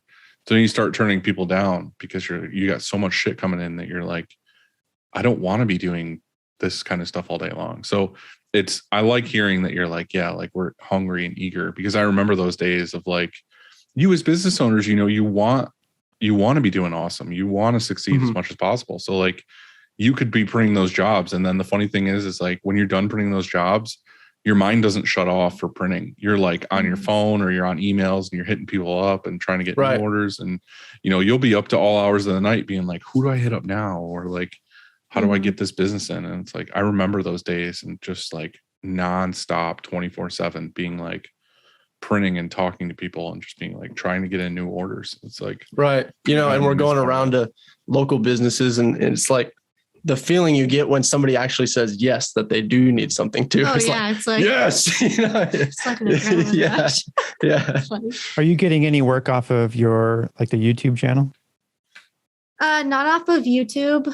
We haven't gotten any, but Instagram we have. Yeah, it's all Instagram. Instagram's gotten most people from Instagram. I would suggest making a list and printing. Even if you make loyal to the press or make whatever, just make a bunch of merch and then make boxes and send them to people. So even if you're doing local stuff, if you make a bunch of your own things and you just send it to them, because you got to think of the marketing dollars. Like really, it's costing you a couple bucks a shirt. Yeah. And if you walk into a local business or whatever, and you don't just walk in, and you're like, hey, I print shirts. Trust me. Do this thing. You could walk in with like, hey, here's like, I don't even care if I have your business or not. Like, here's a sample box of like some stuff that I made. And they're going to look at it and be like, oh, this is better than what I have now. And then they'll just start using you. Like 9 times out of 10, these places that you want to work for don't really care. I mean, they like to have a relationship with you, but they just want to make sure that they get what they want when they want it. And it's not shit. Right. So if you walk in and you're like, hey, this is what I can produce. They're looking at a physical sample of like, oh, you can actually make this.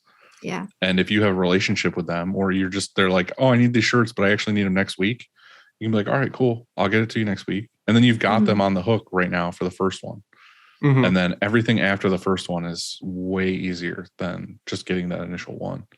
So for me with Instagram, I've always done social media from the beginning. Like that was my whole story. It's like all of my business, for the most part, came originally from social media. So I would just like find people that I really wanted to work with, and I would just find their address and I would send them a box of stuff. I'd be like, here's a hat, here's a tee, here's other examples of stuff I do. Here's a personal handwritten note. And some cookies. Here's like literally, no, it's funny. Like I wouldn't send cookies, but like in the box, I would put something funny, or like I would put, just like something like, if I knew that it was this company, like I say, I watched them on Instagram, I knew they were into something specific, like say it was aliens, the dude really liked aliens. I would send something that had to do with aliens. Like even if it was a card or like an X-Files thing or whatever, I'd put it in the box because it's so much more personal. Like they open that box and they're like, oh, cool, another fucking promo box. But if it's like a handwritten note from you being like, I love your channel, I love everything you're doing, I really wanted to send this to you to show what I do. And also like I found this like X-Files card while I was going through stuff the other day and it reminded me of you, threw it in the box. They're going to be like, oh shit, this person cares, and call you and be like, hey, thanks for the box. We actually have a new order of stuff we need. Like maybe I can send it to you. Yeah, that's a great idea. It's good stuff, Dylan. I've done a lot of that. It's good stuff. I wish I would have thought a lot of that kind of stuff when I first started out, because I would do like kind of awkward things, like just walk in a place and stare at them until they said something. Yeah. And it said no soliciting. Didn't see you there. My name's Andy. Hi. My name's Andy. I have fingers. Do you have fingers? No, that's Stuff me like when that. we go anywhere. Skyler's like, give him a business card. And I'm like, can you do it? Give it to it. Yeah, I don't do that. Like I can't, I feel weird. Like you'll be out with family or something and they're like, oh, look, they have shirts. You should ask them if they want to print you. I was like, that's so fucking weird. Like you don't like that. You don't like that in your shop when people show up to the door. I hate when people show up to the door. it's funny. I'll be here in my office now and I could hear the front door. Like I can hear when people come in, and I'll hear Morgan be like, oh, he's out. He has a meeting. And I'm just sitting here. Like, yeah, I never told her to say that. She just knows to fucking tell people to go away. Like, unless it's someone I know, they're like, oh, is Dylan here? Like, I want to go say, hey, like they'll just walk by her. But if it's someone new, they're like, yeah, get the fuck out of here. Cause like, I don't want to be sold. That's the thing with all this stuff is it's like, that's why I said sending a box is you're not selling them. You're just like, hey, I legit like follow you and I care about what you're doing. I just wanted to send this to you. Like, take it or leave it. The worst case scenario, they see the box. They're like, oh, cool. This stuff's all right, whatever. And they throw it in the garbage. Like that just wasn't your customer at that time. Yeah. It doesn't mean they don't want to use your services down the road. They're just like, they're not into it right now. But like, if you catch them in the right moment and they know they need to order stuff and you were personal with them, they're going to be like, fuck it, let's do it. Like this was rad. Like I'm stoked that I got this box today and this person actually cared. It wasn't like a typed up thing that you just hit print on 500 copies. I don't know, like though. A handwritten note.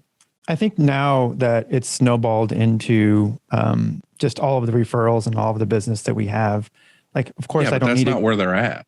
I know, but I don't need to go do that anymore. But when it wasn't like it is now, well, hell yeah. Like I would do anything. They said they're hungry. I mean, I was desperate. I was in a corner, like trying to fight for. I was actually hungry to make these credit card payments. I mean, yeah. I mean, I don't know. I did anything, and so I had no problem. I still do it now, but it's way more specific. Like me, still like being on social media or something. There might be somebody that I follow that I really like, and I'm like, fuck it. Like I'll send them a DM and be like, hey, I really want to send you something. Like, what's your address and size? And people like free shit. So they're like, oh yeah, this is my address and this is my size. And then I'll send them a box. Like I don't do it daily anymore, but it might be something here and there when I actually like somebody, I'll be like, hey, here's a box. Well, when I needed the business, I had no problem if I was out somewhere and I noticed they have shirts to give them a card, say, hey, my name's Andy. If you guys are ever in a jam, you need some shirts, call me. And you know what? They did sometimes. And so that made a difference, you know? Yeah. I just don't, that's just not me. It's not my personality. I can't do that. I can't be like, hey, do you like me enough to try me out? Like, yeah. Well, maybe not now. Do you think I look cool? It's like, I just can't fucking do it. I can't be like if the conversation comes up and someone's like, oh, hey, this is Dylan. He has a printing company. And they're like, oh, I actually need stuff. It's like, yeah, then I can talk your ear off, but I can't just walk up to you and be like, hey, here's my, half a penny business card. Use me if you like. Like, it's fucking weird. Do you even have business cards anymore? No, I haven't had business cards forever. We just got our business cards. Yeah. Yeah. The only thing that I like about business cards is like trade shows. Like if people didn't know who you are, because then you can like trade info. But I feel like I don't know. I don't have any. Yeah, it definitely is stepping outside the comfort zone to walk up to, just walk up in a business. Right. Exactly. You know what I mean? Well, now you're talking about the free boxes and stuff. Like we got business cards. I don't think that's enough. Like we should be doing that. We should be doing what you just said with the boxes and the printing the shirts. We're just doing something to stand out. You know what I mean? Like, right. Making the connection with people. The other thing that I did for a while and I don't really do anymore is I used to make like super punk rock flyers. I had this one that I used forever. It was like Revenge of the Nerds, like the dude with the glasses and the pocket protector or whatever. And he had his hands up and I just made this like kind of cut and paste looking flyer. And I would just go to like universities when school first started, like when people were just getting to university, and I would just post them like all over the place, like super where it's not supposed to be, like every fucking telephone pole at like, I would walk into every like department at a college and like put it on their bulletin board. And it says right there, like no fucking loitering or all this stuff. I would just like paste them all over the place. And then I would get clubs or people or whatever be like, oh, I need shirts. And it was just because I had this like yellow or like orange paper flyer that looked like it was a show or a venue. Right. And like, here's the thing. And it was just about shirts. But it was just stupid shit like that. I just never liked the fact of just emailing somebody or walking up to their face and being like, hey, do you want that's you.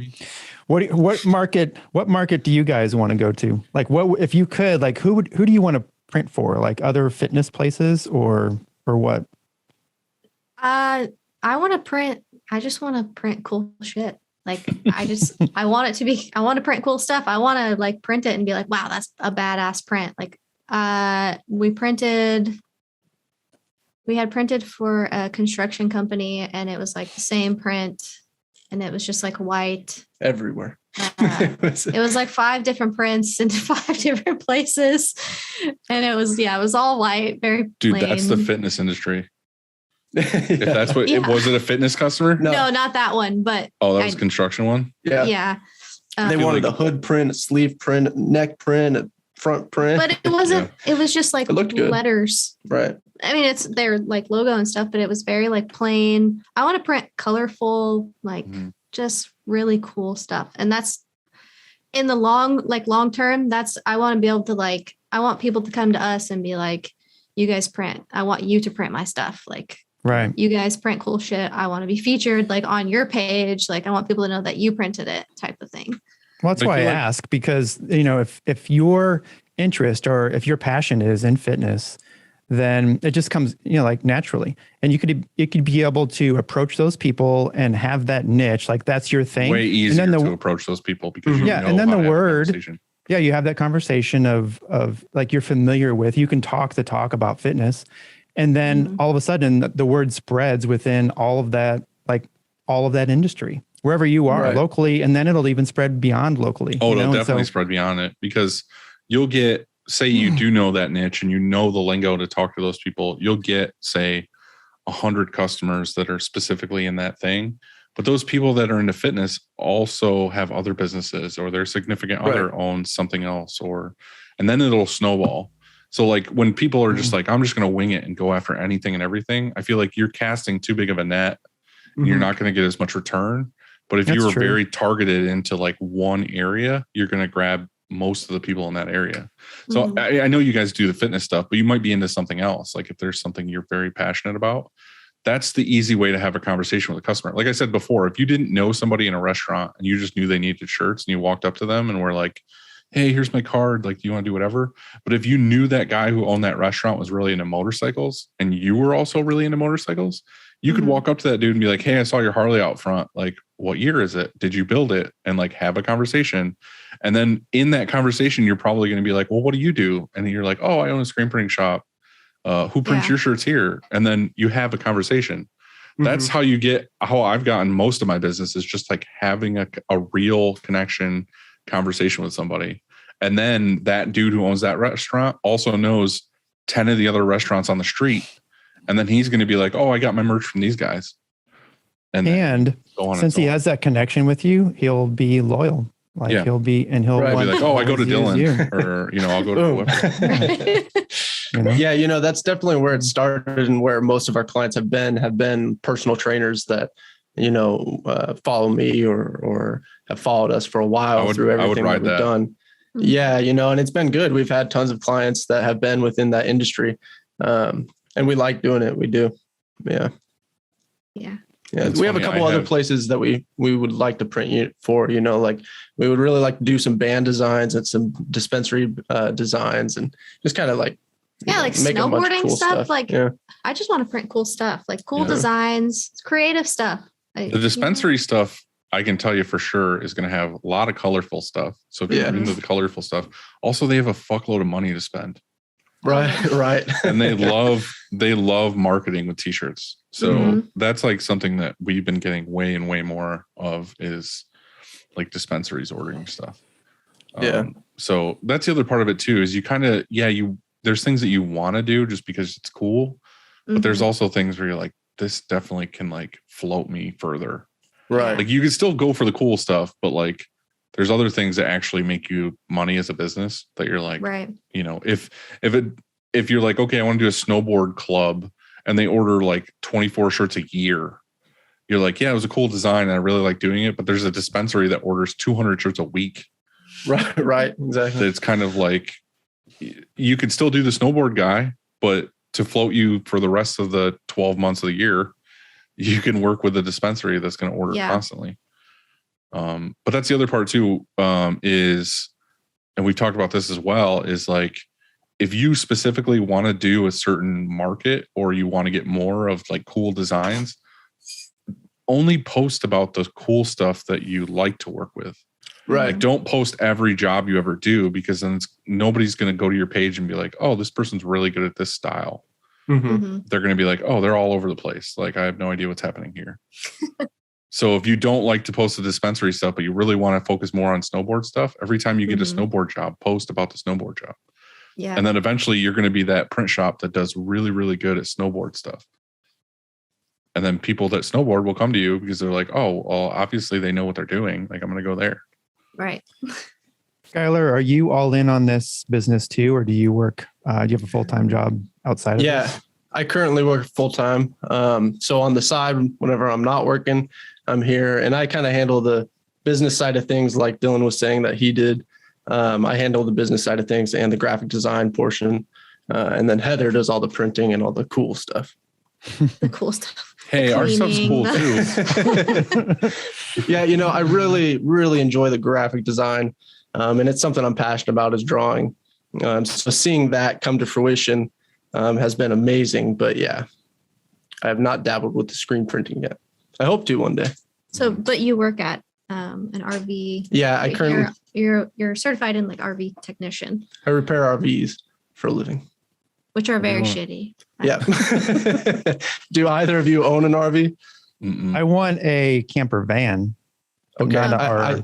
So I used to build conversion vans before I worked at the RV place.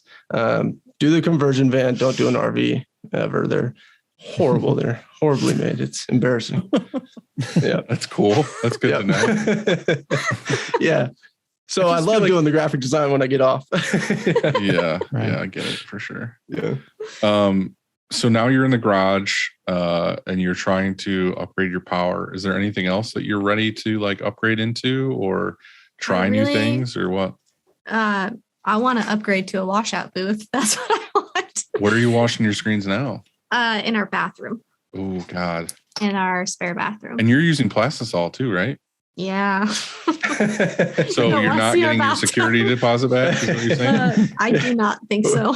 We kind of take things step by step, and we haven't got to that step yet. So we're approaching it, but we're not planning for it. Well, our next step is going to be washing out at a car wash. Because that's what I did. Yeah. The dickhead method. No. So there's no way it's good for the car wash. Getting ink everywhere. That's true. Yeah. That guy with that white Mercedes is going to pull in after you, and he's going to get so much ink on his car. Yeah, we are currently. I think that's our. Actually, first we're going to try and do. We're going to jimmy up a ventilation system for the fumes for when she's printing. But then our next battle will be figuring out how to install a washout booth, which I was thinking of making. Since I work on RVs. Why can't you do it now? One step at a time. We don't have the finances for it. Financially and the ability to make or install. Because printing is my full-time job. So that's paying for our bills. So we don't get very much out of that to like buy the other stuff that we need, if that makes sense. Yeah, we do, but it's step by step. The funny thing about washout is that's like one of the most easily DIY things you could do. Like you can get those water containers that they use for like farming, the like big ones that have like the packing on them. Seen that, yeah. You could cut one of those in half. You can go get like on Craigslist, you could probably find somebody who's remodeling their bathroom that pulled an old tub out or like a one of the big built-in ones. I think it's like, it might only be like $100 or $150 or something to get one from Lowe's. That's like the cheapest, like drop-in shower stall or something. I mean, you can make one for cheap, but the other thing is too, is like, I know your biggest hurdle is probably do you have water in there in the garage? Well, see, that's the thing is we do in the walls. So, I mean, I can get in there, but again, we rent this place. So I did have a thought to make kind of a portable one, if you will, to where it's its own cabinet, to where it has a fresh tank and a black tank, for the drain, and an actual pump and a 12-volt battery. So it's a cabinet that's fully self-sufficient. But, is it worth it to make that, or do I just bust into the wall and snag some plumbing from there, or do we just run a hose from outside? I think I would steal the plumbing, but I think if you didn't have drainage, I would just drain into some kind of tank so that you can just go empty the tank every so often. Filtration? Would you filter it? Yeah, I mean, if you can, obviously it's better to filter it. Basic filtration, yeah. But you can get super basic filtration. Like you can get I have an easy way filter unit, which is basically just like, it's like 2 chambers. It's like you get these filters that are really cheap that you just like drop a filter in. It catches all the big sediment, and then the water, level rises, and then if there's any solids, it sinks to the bottom, and then the cleaner water rolls over the top, and then that goes into like another filter or whatever, and then out. Okay. But it's pretty easy. I mean, like I said, most of that shit you can kind of do yourself. Like, right. Even with a lot of filters, what people do is they get that roll of filter paper, and they're just going to take multiple screens. They'll do like a 110, a 156, and a 230, and just stack them on top of each other. And then sediments will go through those, and then you just clean the screens off every so often. And then the water that comes out is water. I mean, it's like the color of emulsion, but it's not full of gunk and solids. Right. So as I said, I think you could probably do that pretty easily and save your bathtub. And whatever you do, it's not too late. Whatever you do, take a picture of it, and also take a picture of your bathtub so that you can look back and say, look, remember when we used to do this? Right. Remember those days? Yeah. So that's definitely. What color is your emulsion? Oh. This one is green. So your bathtub is green. Oh, Tinted green. There's all sorts of colors. Yeah, in there. it's kind of like a Skittle. It's like rainbow and red. It's honestly, it's looking a little black right now. Yeah. It's looking That's really the mold. Bad. It's actually starting to smell in there. So that's why we're going to go to a car wash. Makes sense. Yeah. Yeah. So that's that's kind of the next battle that we're going to be facing. Yeah. I think it would be easier just to build it though. Yeah. Just Possibly. the DIY. Yeah. Yeah, I think that's something you can definitely get away with. The biggest thing is you just need to have an area where you can hold water, or you can not get water all over the place. I mean, you can go buy a cheap pressure washer, build your own tank, and then you're done. Like, we have a pressure washer. Yeah, we use a little electric pressure washer in the bathroom. Shower. You have a pressure washer in the bathroom? Oh yeah. Yeah. God, I'm so glad I'm not your landlord. Yep. I like it. I love that she's like, cool. Oh, I gotta go take a shower, and then you hear her in the shower, and then all of a sudden you hear, oh, she's exposing some screens as well. No, this isn't our spare bathroom. We don't go in there. Okay. Yep. So other than that, what's the next step? I think a conveyor dryer is the next step. Yeah. Yeah. Getting rid of the gym equipment and getting because we can't fit a dryer in there without getting rid of that gym equipment, which has been kind of hard to your gym equipment. Yeah, we're trying to get rid of all of it because I'm taking over the whole garage. So it was kind of like, I had the garage gym for about 2 years, and it was an awesome thing. But it kind of came to a point to where it was like, okay, we could get rid of this and move on to the next step, the new growth that's happening. And that new growth is the screen printing business. Yeah. So it kind of was what it is. It was sad to let it go, but it was kind of like a happy thing to watch it leave, because it's just feeding the next thing. So are you guys just going to the gym now instead of worrying about doing it in the garage? Yeah, we ended up, because we were in the garage gym for about 2 years, and then we ended up getting a membership at a local powerlifting gym. So, and we're happy about it. Now, tell us, I guess, a little bit about that. Are you guys like just doing it for fun, health, or are you doing it for you want to like build and be fucking crazy? Both. So I currently compete in bodybuilding. So this is kind of my realm that I'm in.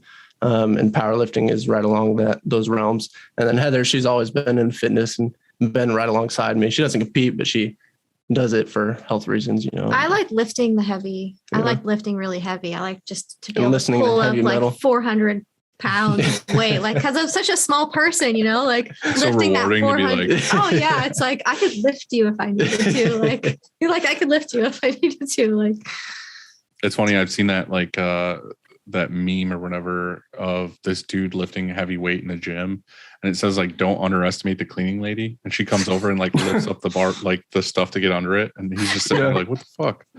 That's you walking around just being like, oh, this little lady, and somebody's like, oh, you need this car, you're just like, oh. I think that's kind of the goal, right? Yeah. Yeah. So I just want to be able to lift heavy stuff. Yeah. You just want to have that thing that says I pick things up and put them down. Yeah, exactly. So you guys have a pretty big following. I'm pretty sure. Have you guys, I want to know what you guys' weirdest fan or follower interactions are. Have you guys ever had an interaction with someone that follows you that was, we can't talk about that on here. It's edited, right? That's true. I really haven't had any, and No. I haven't really had anything that weird. No. I mean, I get people. I think the weirdest thing for me, and it's not weird, I like it. Like if people hear this, that you could totally do it. Is just like being somewhere, and then they just start having a conversation with me. Oh, right. Something that's personal that I've never met this person before. Like they know you. Like they're like, oh yeah, how's your, whatever doing, and I'm just like, who the fuck are you? Like I have no idea who you are. That's not how you start a conversation. Yeah. But you told me you had that story about when we were in Chicago at Print Hustlers and you got on that elevator and that dude was that wasn't weird, but that was just like that was awesome. Like he actually started a conversation, but I got in the elevator and he was like, I listen to you every morning. And I was like, was that the first thing he said? Yeah, that was the first thing he said. And I was like, dude, that's fucking awesome. Like the funny thing is that was just like, to anybody, you get in an elevator and someone says, I listen to you every morning. It's like a little bit on the weird side, but it made me feel awesome. Like it made me feel great for the rest of the day to be like, I just walked in and this dude knew who I was. Like, that's cool. Like, I like that. That's rad as fuck. You know how I said we went to City Foundry on Friday night and we got there. We were walking around for a few minutes and then this lady comes up to Joanne. She goes, oh, you're Joanne. I followed you on Instagram. And Joanne's like, me? Like, you follow me? She's like, oh yeah, I love your art. It's so great and everything. And she was like, she goes, and the lady was like, you probably get this a lot, don't you? And Joanne's like, no, never. Like it was so cool though. It like almost made her night really because, she really cares so much about her art. And then she's out in public. Somebody comes up and says she loves her art. It was cool. See, the thing is too, is like, going in, if you're going to something screen printing related, that there's going to be a bunch of people that know who you are and want to talk about what you do. And that's, again, it's super rad, super flattering. I love it. It's amazing, but it's weird when you go somewhere random and someone knows who you are. Oh yeah. That happened to me recently. I mean, it was kind of weird, but it wasn't really that weird of like, I was in the airport. I think where was I? Oh yeah. I was just in the airport and I actually saw a buddy I knew. And he's a tattoo artist or whatever. And I heard his voice. He has like a super deep voice. I heard the voice and I wasn't even facing him. And I turned around and I saw him and I was like, we like came at each other and hugged each other or whatever. And he's like, oh, this is my buddy so-and-so. And he's like, yeah, I know who he is. I listened to his podcast. And I was like, what? That's awesome. But it was just like, you see random people like at an airport and they're like, I know who you are, which also makes you wonder like how many people know who you are that just don't say anything. They're like, you're sitting there, you're like, I know who that guy is. Right. That's why people are whispering about me. But no, it's cool. I mean, I like it. It's awesome. I want more people to come talk to me because I like talking about printing and I like talking about this industry. So if anybody wants to fucking talk or grab me or not grab me maybe, but maybe. I always tell that story when I went to Stevens and there was a bunch of printers that came over and we had a little shindig and his dog tried to hump my leg. So I think he was a fan. You just had a good looking leg. I don't think it had anything to do with. No, he knew I had a podcast. Yeah. He's like, this guy does podcast for sure. But yeah, other than that, what else is new for you guys? I mean, are you just kind of chugging away? Is winter feeling weird and slowing down? Were you busier in the summertime? I think we're definitely been doing it. This is your first year, right? Yeah, it is. So we've been doing it for about 8 months. And I think we're definitely busier in the summertime.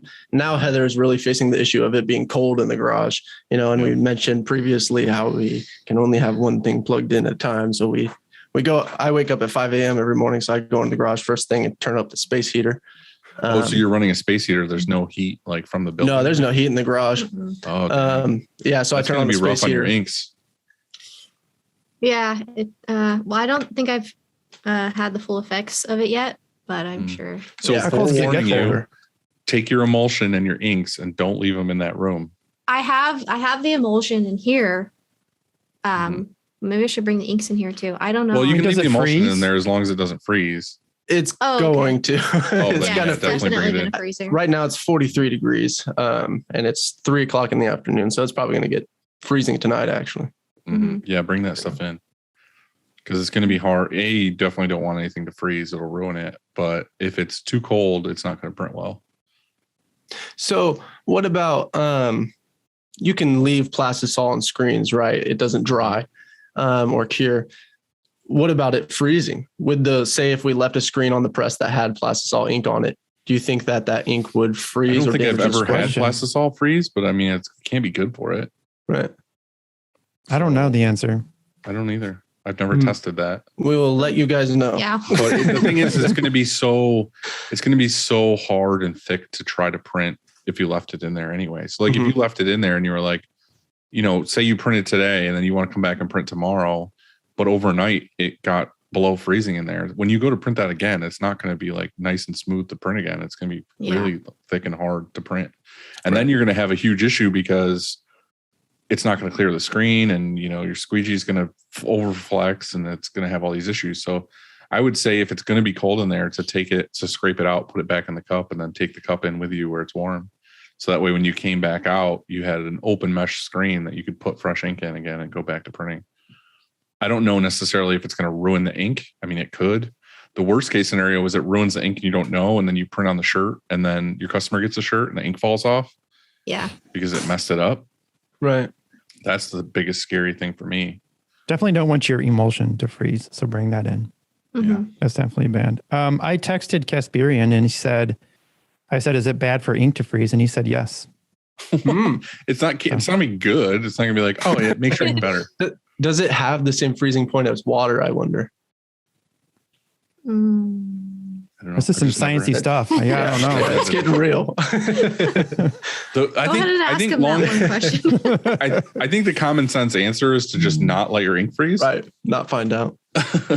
Well, you know how when you order from distributors, they won't ship emulsion if it's freezing. Yeah, they'll ship you ink.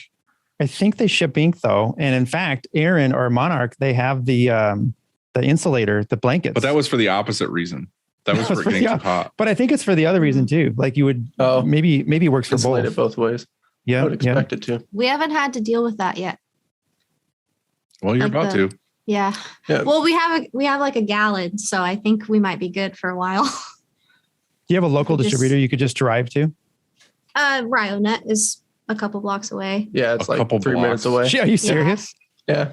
That's pretty awesome. Okay, then you don't have to worry about anything. Yeah. Well, what the hell? You should have just dropped that shit off then that they sold you. That you didn't need. It was still gonna be that charge. Yeah, I would have walked that shit right in the front door and been like, I don't need this. Yeah. I don't know. I didn't have a good experience there a few times actually. Well, I still continue to go there. We also didn't know right away what we needed and what we didn't need, Yeah. And I think that was truly part of it. I've done that too, though. I've bought stuff I didn't need. Well, I think we all enough have. people listen to this podcast that work at Ryonet. You're gonna get a box and they're gonna say, I'm sorry. And then you're gonna get some stuff that you need. So oh no. I mean, Ryan listens, so. Oh, does he? How come you guys haven't had him on the podcast? I had him on mine right before we did this one. So okay. We're trying not to do double. Yeah. You have another podcast. I did before we did this one. I did one for 20 episodes and then joined up with Andy and then did this one instead. And so I had like a chunk of people. That was the Upstate podcast. Okay, yeah. And I had like 20 guests on there that were like mostly print people. And then, there's a couple on there that were like some really good picks that were obviously I picked because I wanted them to have them on. And then I didn't want to do the whole story again. And I just don't like scripted anything or things that feel fake. So for me to be like, tell me your story. And they're like, I just fucking told you like 6 months ago. I think it would be cool to have Ryan on again sometime when maybe something comes up. You know what I mean? Maybe not for his, whole story, his origin story or anything like that, but maybe more about new product, something that's happening in the industry. Yeah. Exactly. Yeah. We've had people on multiple times, but it's usually because they're like, we just did Lee, and it's like Lee just moved into his new place. It'd be cool to interview him again in like a year and be like, well, what did you figure out? And how did this happen and whatever else. So, and interview you again in a year, and you're like, hey, we got a brand new, dryer. Like, we got an auto, we got a dryer. We're still washing our screens in our shower though. We decided those were more important. Right. Got 25 employees and they all wash in our shower. I mean, whatever. It's your business, dude. Do whatever you want to do. Yeah. Do you guys have any questions for us? We do. Yeah, we wrote some down. We want to know what your guys' proudest moment in your printing career has been. Oh God. Andy, you go first. I gotta think about it. I needed a minute. I can give you mine, for instance. So mine was, we had this client that reached out for some graphic design, and we had just talked about and this was in theory, only doing graphic design if the person was going to print through us. Well, he wasn't going to print through us. So I didn't really want to do it.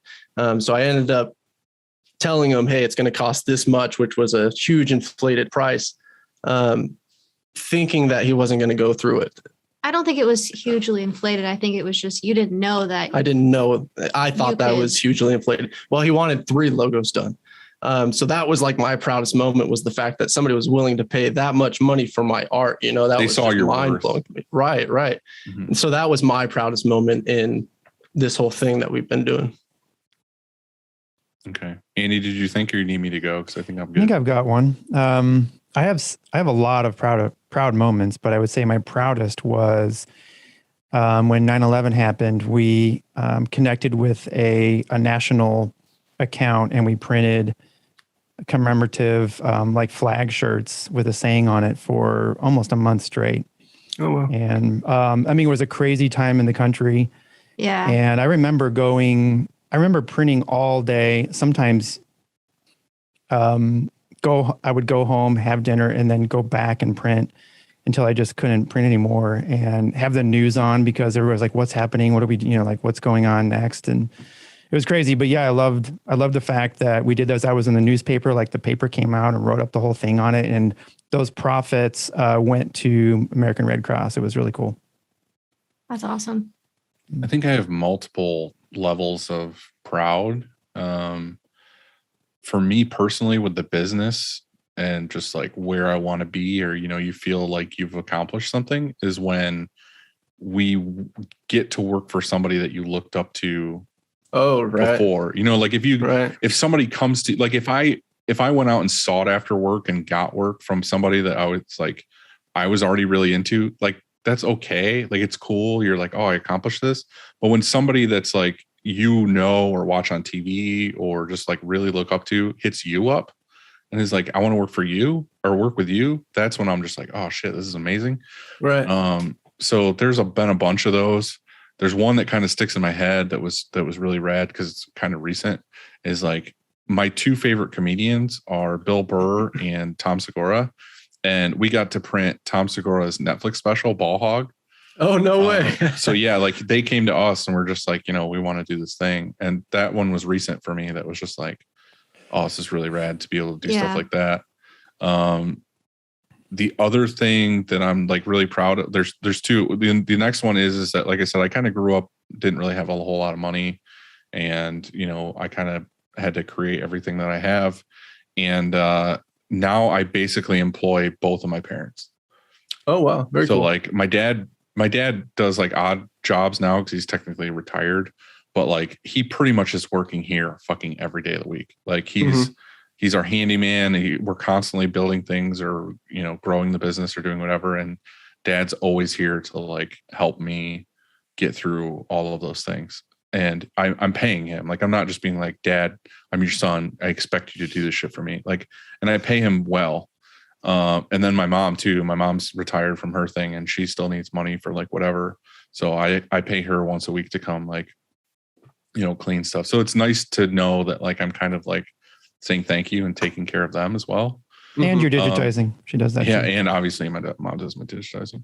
But the other proud moment is the fact of like, a lot of the people that work here have worked here almost the entire time I've been in business.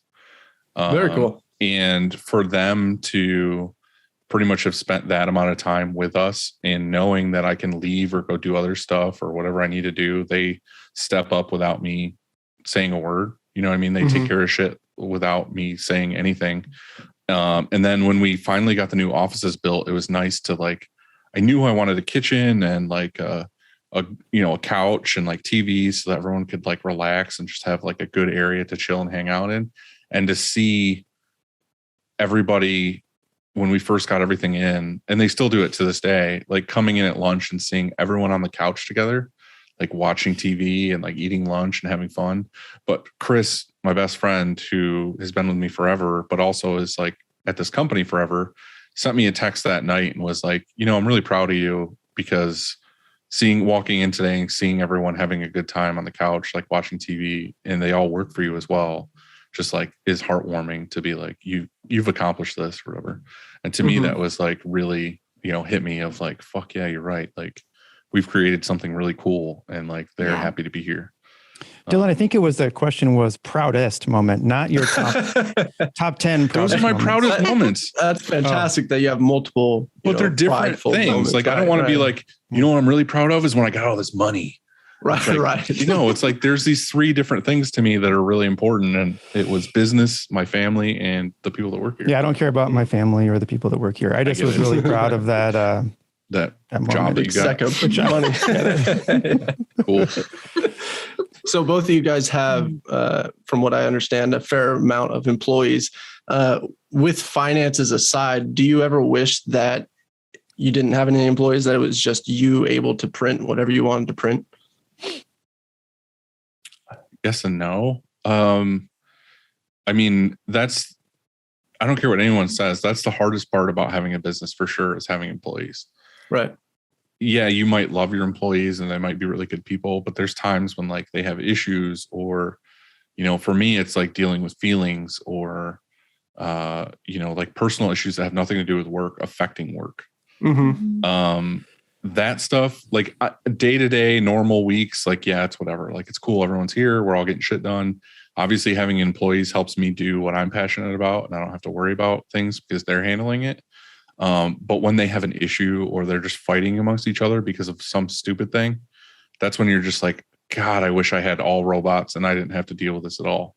So right. I feel like it's that it goes back and forth. Like as a business owner, you're like, yeah, it'd be really rad to like just do this on my own and whatever. But you would be so bogged down in just like the day to day that you wouldn't be able to do what you really wanted to do. But having employees, A, it's the most expensive thing you're ever going to pay for in your business is paying payroll. And B, is just like I said, personal issues. It's just like, oh, this is awful. And it's literally the worst part of business for me is dealing with someone's bullshit. Right. And I mean, it's part of the job though. It's like you have people in your office and they're talking to you about things like, oh, so-and-so said this and it hurt my feelings. And I'm like, I hate the fact that I have to be the one to go talk to that other person and be like, you hurt so-and-so's feelings. Go say you're sorry, like kiss and make up. And it's like, why? We're here printing shirts. Like, why do I have to do this at all? Like, I'm not that person. I'm the person who bottles my feelings in to where one day I'm just going to drop dead of a heart attack. Like, oh, no. I don't want to deal with everyone else's bullshit. Right. So I hope that answered your question. Yeah, absolutely. Andy? I think at first I thought that when I started to add employees that they worked for me, like I'm boss man and they work for me and it's my rules or the highway. And then at some point I realized that I work for them. And I flipped it. Like I flipped that mentality, that to make sure that I'm supporting whatever they need, because this place would be nothing, like I know this sounds like maybe a little bit cheesy, but it would be nothing if it weren't for everybody that worked here, because I don't know, there's no possible way I can do it all. I can't. Last week we had 3 people 3 full-time people checking in shirts, coming onto our dock. And so that's all they did. They didn't print anything. They didn't do anything else. They checked in shirts. And so, I mean, there's just no way I could do it all, And so, and also I had, I can't remember why, but some of the girls were at lunch at the front counter and I had to help somebody. Oh yeah. It was that they knew me. Like, hey, is Andy here? And they started talking. And I actually helped somebody. And I'm like, where are the work orders? I don't know where the fuck the work orders are. Okay. Oh, and then how do I do this? And he's like, hey, Andy, so what about that independent hoodie? I'm like, Joanne, where are the independent hoodies? I don't know. Right. I couldn't sell that person. I mean, I could because I know how to talk and I know how to talk screen printing and all that kind of stuff. But I was so rusty that I started to break a sweat. I'm screwing this up. I know I am. I don't know. I have no idea what I'm doing. But those girls, they do it all day long, every day, and they're pros. They're so much better than me. And so, yeah, man, I couldn't do this without everyone else. And so, I think having a team makes this so much better. And Dylan's right. There are certainly shitty days when somebody's being toxic or being an asshole or whatever that I have to deal with that. And I don't necessarily want to, but I mean, I've along the way through all of these years and through all of the people that have worked here, I've figured it out for the most part, I guess, how to communicate and how to figure, how to fix the situation. Like Dylan says, when 2 people come in here and you're like, hey, I cannot work another minute with this person, and then I have to mediate that. Right. I don't know. That's kind of fun. I make them kiss, but I mean, that's an HR issue. Right. Yeah. Do you guys have HR? Do you guys have an HR? Yeah, I'm HR because we are, and that's funny because we're in that limbo area of let me say this right. We're too big not to have a full-time HR, but too small to have one in a sense, because I'm sure it's 50, 60K. I know some shops, I don't know when it is that, at what point, because we're at 27 people. What if it problem was? Anytime you hire anybody, you want to make sure that they're going to have stuff to do the entire time they're there. Right. So you don't want to hire an HR person because you're sick of dealing with somebody's bullshit. But then once they're done dealing with that, what do they do the rest of the day? Yeah. I think that you can outsource that, because you can buy almost like a timeshare. You can buy a company that will HR for you, for a month, and they'll come here let's say they'll come here once a month and help, deal with anything that's going on. And so maybe that's an option for a company our size, because I think that once we hit, if we were to grow 10 more people, there's just no way I can do it. There's just no possible way I can do it. Because I'm the admin on the healthcare, for example, on group health, I have to, I send it out to Anthem, but I still have to take all that information in, when anybody comes and says, hey, by the way, I can't find my card, I need another one or whatever it is. And so if we finally have this online thing where they can do that, but then they're like, but how do I do it? And so you have to know somebody. I was like, I don't know. I don't know how to go on there. And so I find somebody that does here. It's like, hey, have you ever gone on your Anthem online, whatever app? Could you show them? And so then that's how I do it. But I mean, it's really, I'm kind of flying by the seat of my pants, I think, most days with it. We all are. That's the thing is none of us have it fully together. We're just fucking doing this every day, and we just tackle problems as they come. I feel like that's what makes the best business owner is someone who's just willing to roll up your sleeves and take care of whatever problem comes their way. It's not always going to be right either. You're just going to deal with shit day to day. It's just what it is. Mm-hmm. Right. And that's definitely, what we're learning and how we're looking at it too. We have to problem solve as the problems approach. Mm-hmm. Yeah. Do you guys offer anything special, after you're done with the product? So what we do is I like to ask our clients, if they have kids, and I'll make their shirts for their kids if they have them. That's smart. Do you guys offer anything like that? What sets you guys apart from other shops or the special Andy gives cookies.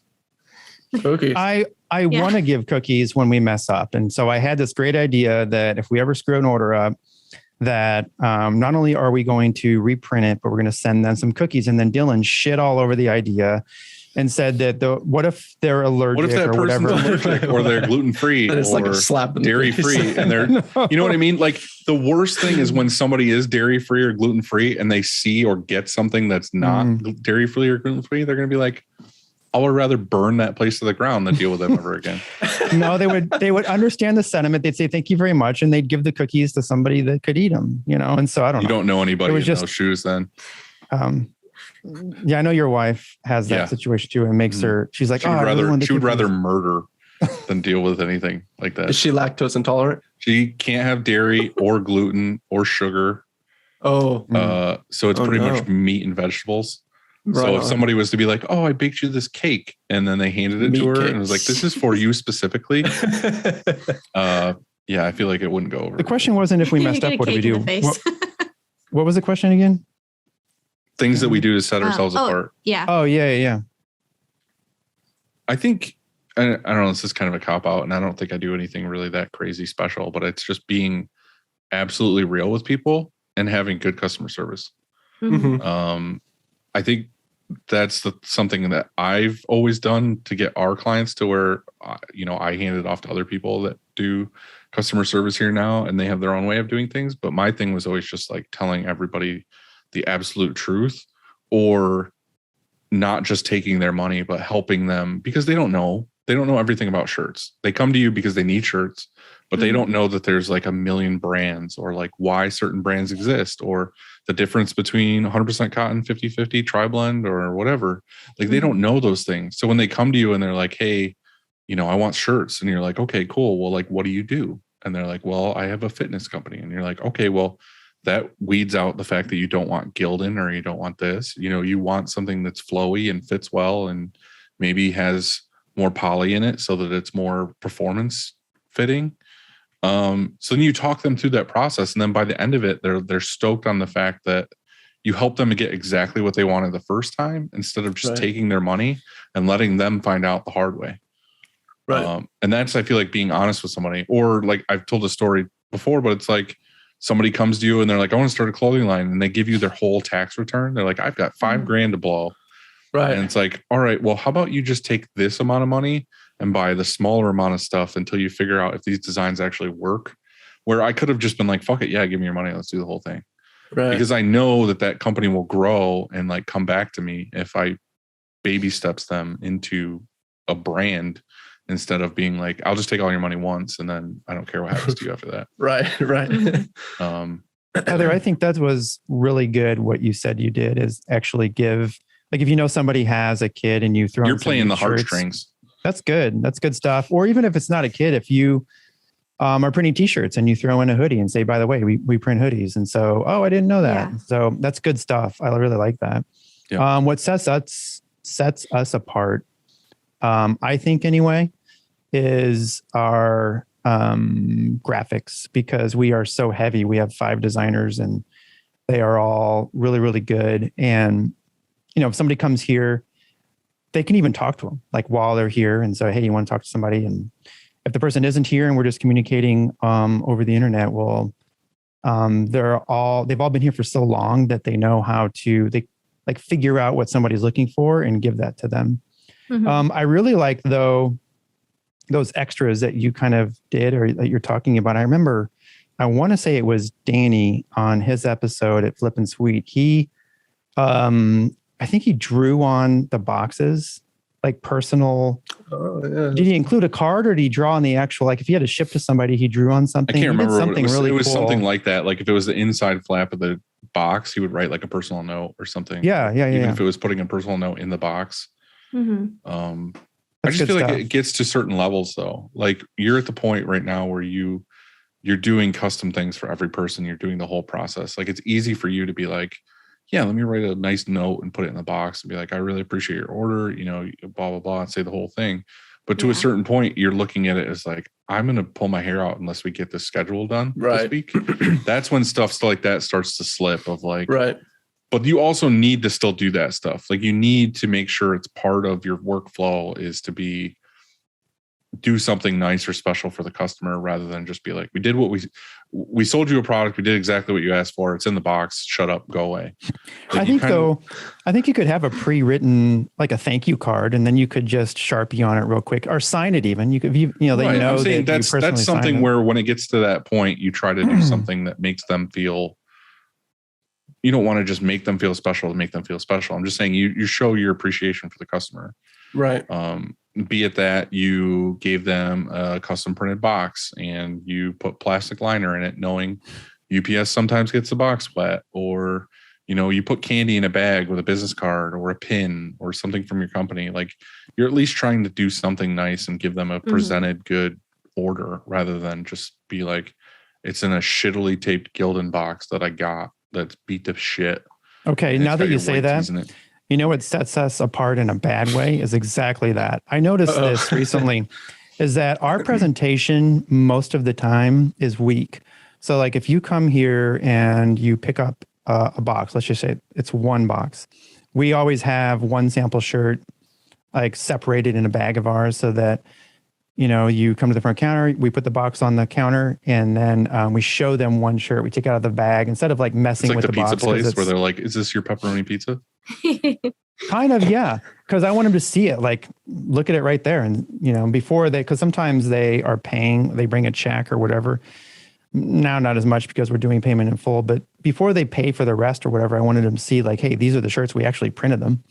And so, I think that our presentation is weak, and I want to get better at it because I want to say that if I were a customer coming here and I got just a box of shirts, that sometimes, especially even now when they're hoodies or fleece and the box is barely closed and there's a hoodie, you can almost see the shirt through because the box won't close all the way and you can see the shirt. And if there's two boxes, you stack the one box on top of that and it gets the shirt dirty. I think it's terrible. And we do that way too much. And I'm trying to find out how to get better at that. Like that's seriously, I've been thinking about that for 3 weeks. Yeah. And it's a big deal. I mean, you got to take yourself out of it a little bit. You know what I mean? You're looking at it as the owner of like, what can I do? And this other stuff. You have to look at it as the fact of like, what do you like as the consumer when you get a box from somebody? You know what I mean? Like, like for me, if I buy like motorcycle parts or whatever, I know when I get that box, it's going to be a nice custom branded box. But when I open it, it's going to have like a koozie. It's going to have a sticker pack. It's going to have, you always look like, I know everyone here does that. Like when you open something from a company or if you order something online, you pull out the item that's in the box that you got and you rifle through that packing material. Is there anything else in this box? Right. And how rewarding is it when you pull that packing material back and there's a sticker pack rather than just nothing being in that box? I always smell it. Is that weird? Is that kind of weird? Maybe it is. A little weird. Yeah, that's weird, bud. Like if I get a new iPhone, I'm like, iPhone smells so good. Yeah. Like, I don't know. It's because you're a weird foot guy. It smells refurbished. I smell things too. So I know what you mean. I do that. I would smell it if it was something that fucking you would smell. I don't smell phone. You don't smell your t-shirts? Okay. I'm like, I got cookies. Let me smell these cookies. I'm not like, hey, I got this new fucking mug. We lick the rim of it. I don't know. I smell my food before I eat it. So. That's food. Yeah. Or like a drink phone. Or something. He said phone. I know. I don't know. Yeah, anyway. Packaging definitely does make a difference. Like when you buy something, and you notice that it's nice packaging. It's a nice box. It's the first save impression. That box for whatever reason. Yeah. It's the first impression they get when they get the box. Is it taped up well? Is it a good box? Like I said, a lot of companies buy those plastic bags that they, put the shirts in. How many times have we shipped out a box? Yeah, it happens rarely, but how many times have we shipped out a box a year where a customer gets something and they're like, oh, it was fucking pouring rain today and UPS left my boxes out by the front door. And it's like, all it takes for you is like a 1 cent bag to like put the shirts in, tie the shirts up, put it in the cardboard box, put it out. So that way, when they do open that box that got left out in the rain, they're like, oh, thank God someone thought to put these in a plastic bag. And it's like, there's just stuff like that you're like, you never know what's going to happen. Like 9 times out of 10, that person might be like, oh, like who cares about this box? It's going to go in recycling. But there's that, it probably not 9 times out of 10. It's probably like 5 out of 5. Someone's going to be like, oh, this is a rad box. Like, I'll set it over here instead of crushing it. Or, they gave me stickers and buttons and a pin or whatever. And then they're like, oh, I have a jean jacket. I could put that pin on. And then they have that pin on their jacket forever. And it's like, it's stupid shit like that you don't think about that might really mean something to somebody else. Mm-hmm. Yeah. And then there's that one little shred of loyalty that they're like, oh, well, I went to this place and they gave me this stuff, but then I went to this place and I got stuff in an old Gildan box that was half taped shut. The shirts were good, like they were fine, but this other guy had presentation and like I have his sticker on my car. Like that might be the next step for them in the back of their mind to be like, oh, I'd rather go to that guy. Yeah. For like 2 cents worth of work. Mm-hmm. So. Great question. Do you have any more questions? Oh, we were thinking of questions pretty much all day today, and we wrote down some of them, and we didn't write down some of them. But that's all the ones that we wrote down. Good story. So yeah, that's all the questions. Yeah. Okay. That was a long story to tell us that we didn't have more questions. Yeah. I had questions like when you were talking, and then like you were talking, and I didn't want to like interrupt what you were saying, and now I can't remember like what the question was. Questions You'll like remember that later tonight when you're. Well, if one comes to you and you want to ask it, then just ask us. Yeah. Okay. Shop hacks. That's next. Oh, okay. So I listened to an episode that you guys did. I can't remember the person that it was, but they had said that they used debit cards for their ink scraper. Mm-hmm. I use cardboard. I like cut up cardboard pieces and use like that. thin cardboard, like single ply cardboard. Yeah. That works. Why? I'm curious as to why you asked if it was single ply. Yeah. Would it not be a good idea? If you were using like use? a corrugated box, then it would be too thick and you would like not have a scrapable surface. It would just like mush. You know what I mean? Like if it had like 2 layers and like the corrugated stuff in the middle. Yeah. Like No, I have used that too before. It I doesn't don't know. work as well. Yeah. No, I mean, it doesn't work as well, but Well, So like you're we had that That's what I discussion have. on that episode when someone was talking about different ways to scrape out ink. And it's like, Mhm. we do 2 different ways here. Most of the time we're just using a flexible spatula. That's what we use to take ink out and put ink Silicone? in. No, just like it's kind of like, I think they're actually meant for like cake decorating. Yeah, They're they're like cake the spreading. round cake spreading Yeah. spatula. Or I just order like 10,000 business cards at a time because Like business that. cards are super cheap. Mhm.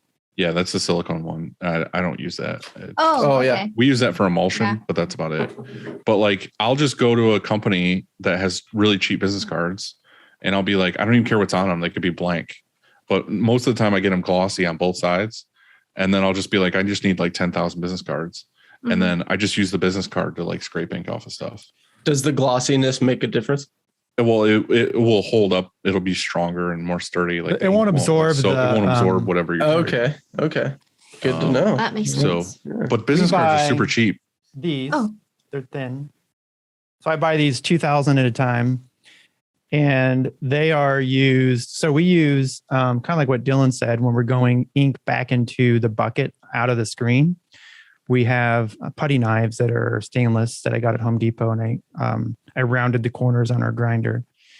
But when let's say we're in the middle of a print run and we need to card some ink from the edges of the screen, the wingtips work pretty good. We don't have all wingtips on our floods, but we have most of them. But yeah, we'll just, kind of card and then put it back in the center with these cardboard ones. Kind of what you do. So yeah, instead of cutting it like you do, we buy them. They're just like that. What's the thing like for me with the business cards? It's like I just get a big box of them, and then anytime anybody needs one, they have a stack by the press, and they just Right. Like I said, most of the time you're using the spatula to get ink and stuff out, but it's nice to use a card when you're taking ink off of like a squeegee or a flood bar because it's flat and you can get it in the nooks and crannies of like the squeegee blade and everything else. Business card versus size anyway so there's business card versus that. Like I would get ink on my hand if I did like this a little bit. But I'm not saying to scoop. That's what I'm saying. We use a spatula to get most of the big ink, but that would be used for like small stuff. Mm-hmm. The other thing is, are you using with your manual squeegees? Are you having to clean ink out of the nook and cranny of where the squeegee meets the squeegee holder? Sometimes. We used to when we did manual stuff. We would take a piece of tape that we would tape screens with, and we would tape that nook like a quarter and a half inch onto the squeegee blade. I've seen and then the that other before. tape onto the handle. So that way, when you're done printing, you just peel the tape off and then you never have ink in that area that sucks the clean ink out of. Oh, I haven't had it to where it's like gotten so bad where I had to like dig it out. I've just like wiped it on the wood ones. It just kind of like that close to it. Yeah. On the aluminum. Yeah. I guess it does kind of get clogged in the little spot there. But I haven't had that, but that's when I manually, like when I was manually printing though, and Dylan, I'm sure you did the same, and you probably do the same thing, Heather, is I kept a white, a black, a gold, a royal, a red, like, and those were always white, black, red, royal, like I didn't change. Yeah. Like I didn't have to clean out, for example, a white squeegee and then put orange ink in there or something, because then you're going to have or vice versa, then you're going to have issues. And so white was always white and black was always black. Yeah, I have a spatula that I only use for white. I put like white tape around the end of it. And then I do have a squeegee that I just use for the white ink as well. I do recommend that after a while, like even if it's once a week or every couple days, just scrape that squeegee and get off the old ink that is closest to the actual like squeegee or flood bar, so it doesn't get like gross or hard or just shit ink in with all your other ink. Because there are people that just do that. Like they have a white squeegee and a white flood bar that they're constantly just using over and over. And it's like super caked with white.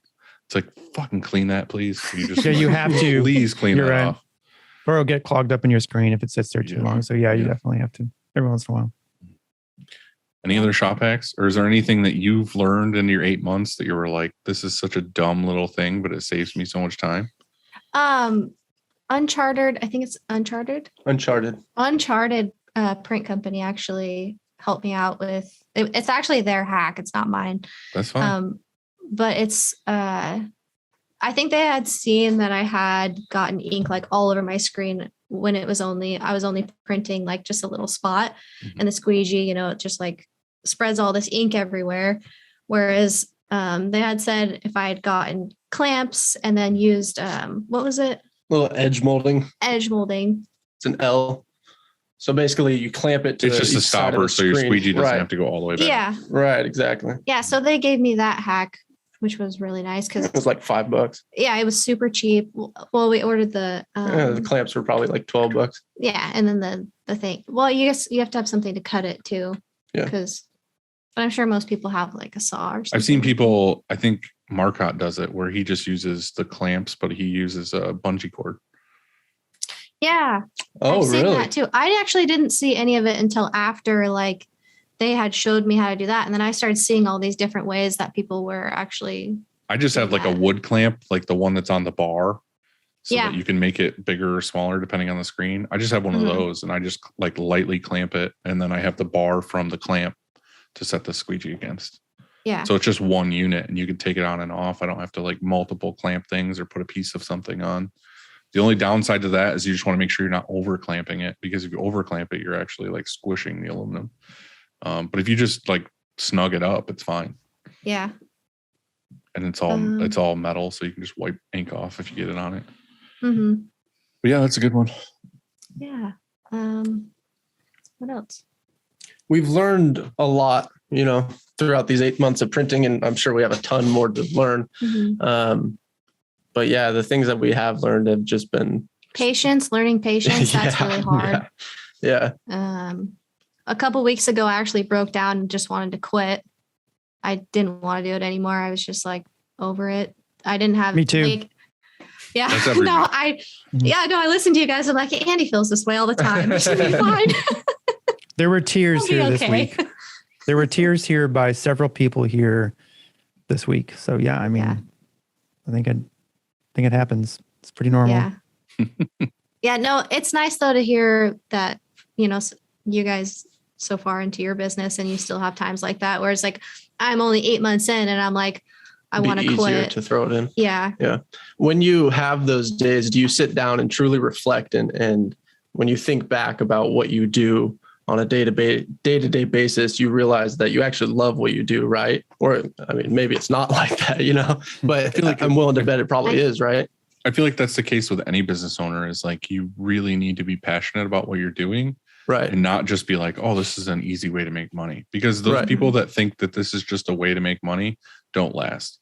because I feel like there's so many times where things are difficult, either mentally, physically, or just like you're having to deal with customers or whatever else, that you would just be like, fuck it, I'm done with this. I'm not doing this anymore. Right. But the fact of like, I'll get through this trouble spot knowing that I actually love what I'm doing and I'm okay to go do it again tomorrow, then that's, you know, that's what makes us who we are and what we're doing. So yeah, I feel like me and Andy have calls that we don't do on the podcast where we'll call each other and break down and talk about fucking shit that sucks or whatever. And it's just like, you know, we just have each other to be like, you know, it's okay. Like that happened to me too. It sucked. I mean, there's a lot of times where I call Andy and I'm just like, dude, this fucking happened. He's like, yeah, I did that like 4 years ago. All right. Well, what did you do and how'd you get through it? And then we talk about it. And then I'm like, okay, that makes sense. And then you go back to doing it again the next day. So yeah, I think that's probably, it is what it is. It was like that. It was a full day of just like, I'm done. And then the next day I was like, ready to get back at it. Like, yeah, I feel like the biggest thing for like a smaller shop to talk to a bigger shop is to just know the fact that like none of us ever fully know how to do this.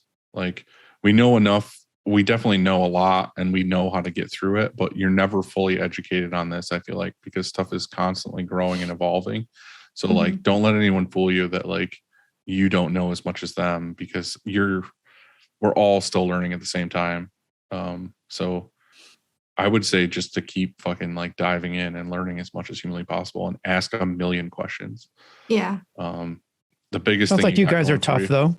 Yeah. I mean, because you have those days and you just go home and like you said, that's the perfect thing to do is just to walk away from it and then come back the next day because sleeping on it does wonders, you know? And so, yeah, I don't know. I think I took actually like 2 or 3 days and Skyler was like, so are you going to get back to work today? I'm like, you know, I just need another day. Actually. He's like, nope, get back to work. Too bad. It's tough when you're doing it by yourself. You know what I mean? If you're production and you got to do the whole thing, you need to have that mindset that you're ready to do it. Yeah. And if and that's what I was telling him. I was like, you don't understand. Like you're not in that garage and you're not actually physically doing it. Whereas you're just listening to what I have to say, which is great. But if you actually do it yourself, it's so much different. Right. That's something I would recommend to you, knowing that you do kind of what I do, like the office, and she's doing the printing, is to sympathize with her as much as you can and try to make things better for her as much as you can.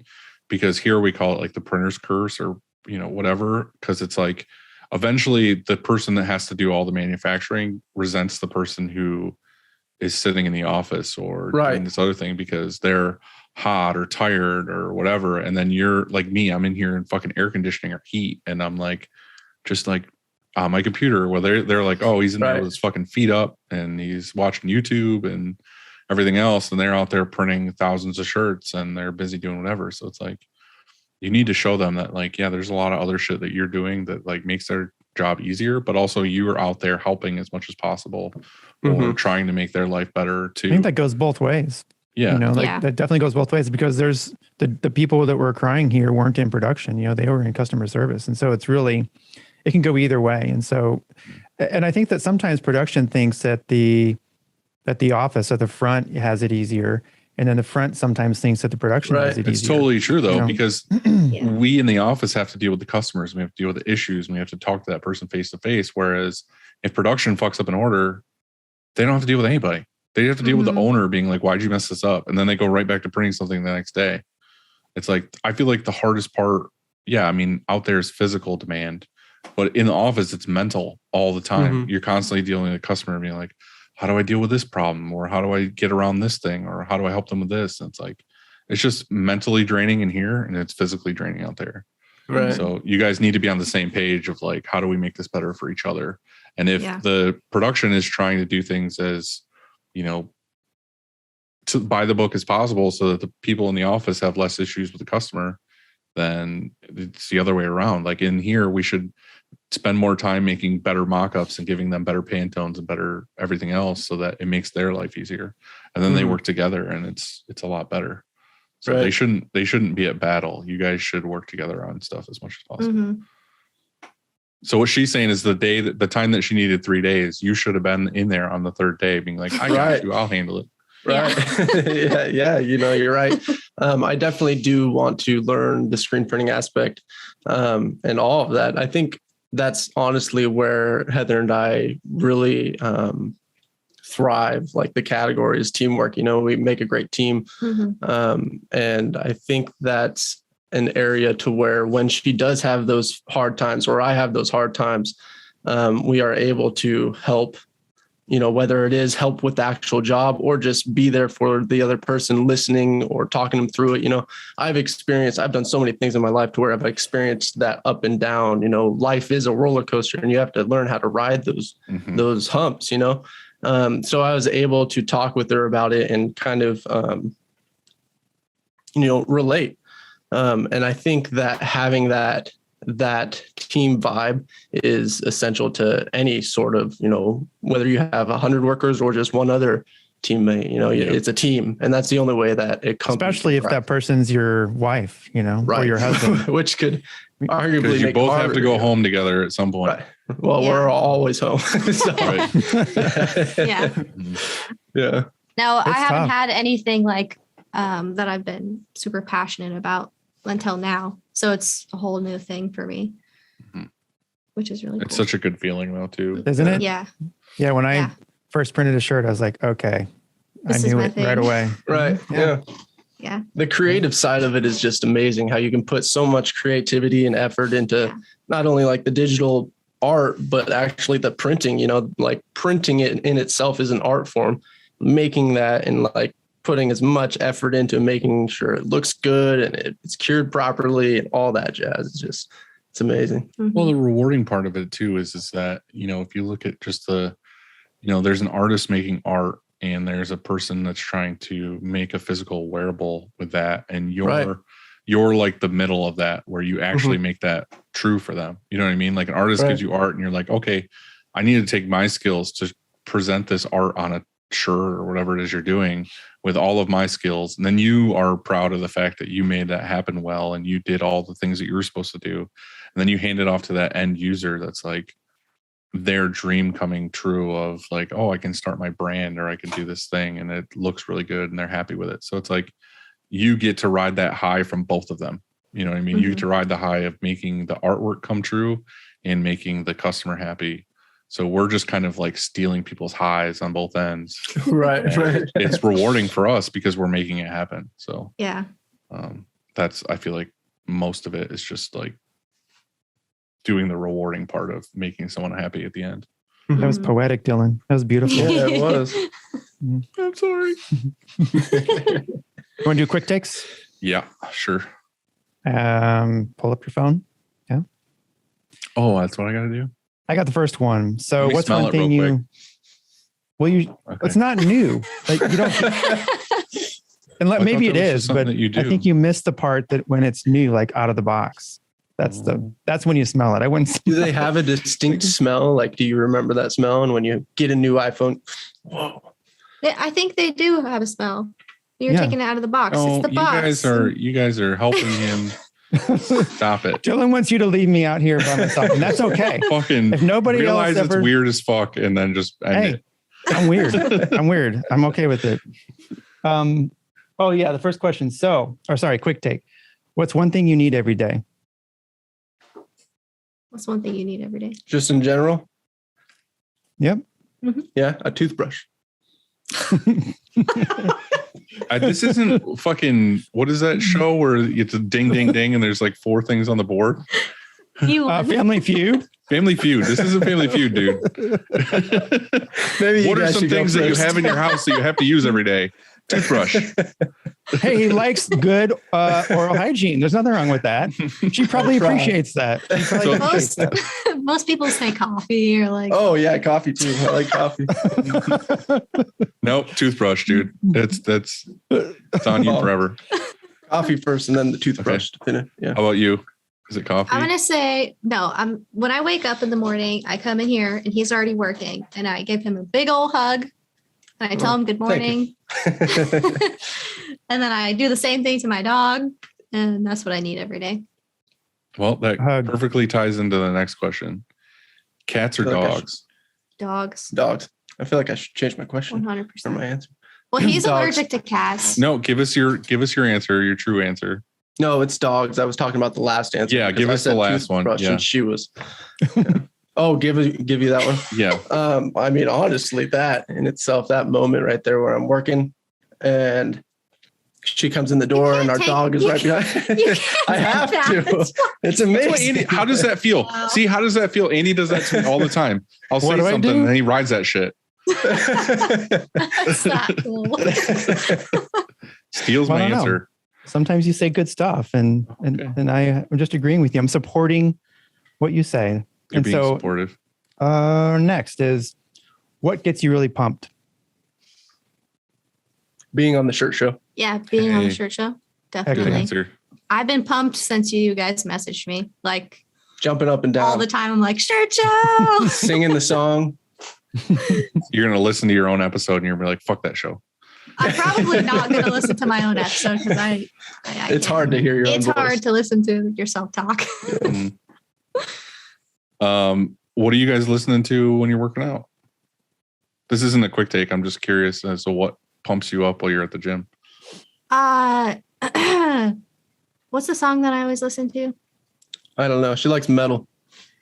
Yeah, but there's a specific song that I listen to every time. Disturbed. Down with the sickness. Down with the sickness. Right. First thing, down with the sickness. Yep. When I'm doing a heavy lift, I turn that song on and I'll put it on repeat. All right. How about you? I listen to hip hop. For whatever reason, I can't really listen to anything else besides hip hop when I'm working out. Otherwise, my music taste ranges. Mm-hmm. All right. More That's like cool. rap. Just curious. Yeah. Yeah. Do you guys do you listen to music in the shop while you're working? Yeah, I listen to the shirt show a lot because I actually haven't made it through all of your guys' episodes. There's a lot of them. Mm-hmm. And they're all 3 hours long. Yeah. Yeah, which is great. In the beginning, I was like, wow, how am I going to get through this episode? And then after, I listened to like 5 or so and I'm like, and then I listened to the one that was like shorter and I was like, oh no, like it was already over. And I was sad. Which is funny because like we always feel guilty for putting out a 3-hour episode because we're like, who wants to listen to us assholes talk for 3 hours? Printers. And then there's people who like that it comes out on Monday and they listen to it Monday. And they're like, oh, if it's not long, it doesn't drag out for a couple of days. And now I have nothing to listen to the rest of the week. And it's like. And that one guy, Matt Marcotte or something like that. I don't know who he is, but he complained about it being too long. What? So, Oh, no. yeah. Yeah. And then we deleted his episode. Yeah. Show He was on the show and he complained. Yeah. Wow. We say we don't know who he is. He's actually a really good friend of ours, but he's we love him. We love you, Matt. Next question is, what pisses you off? Adobe. Learning Adobe. Any of the programs. Put on my Not box. saving your artwork. Yeah. So many problems. Too many problems to mention, but just learning Adobe in general. Yep. Any of the programs. I would say registration before when I had my other press. I would get so frustrated. I would have to leave. Like I'd be there for an hour just trying to register 4 colors and I'd have to leave the room. No micros back then, you mean? No. Yeah.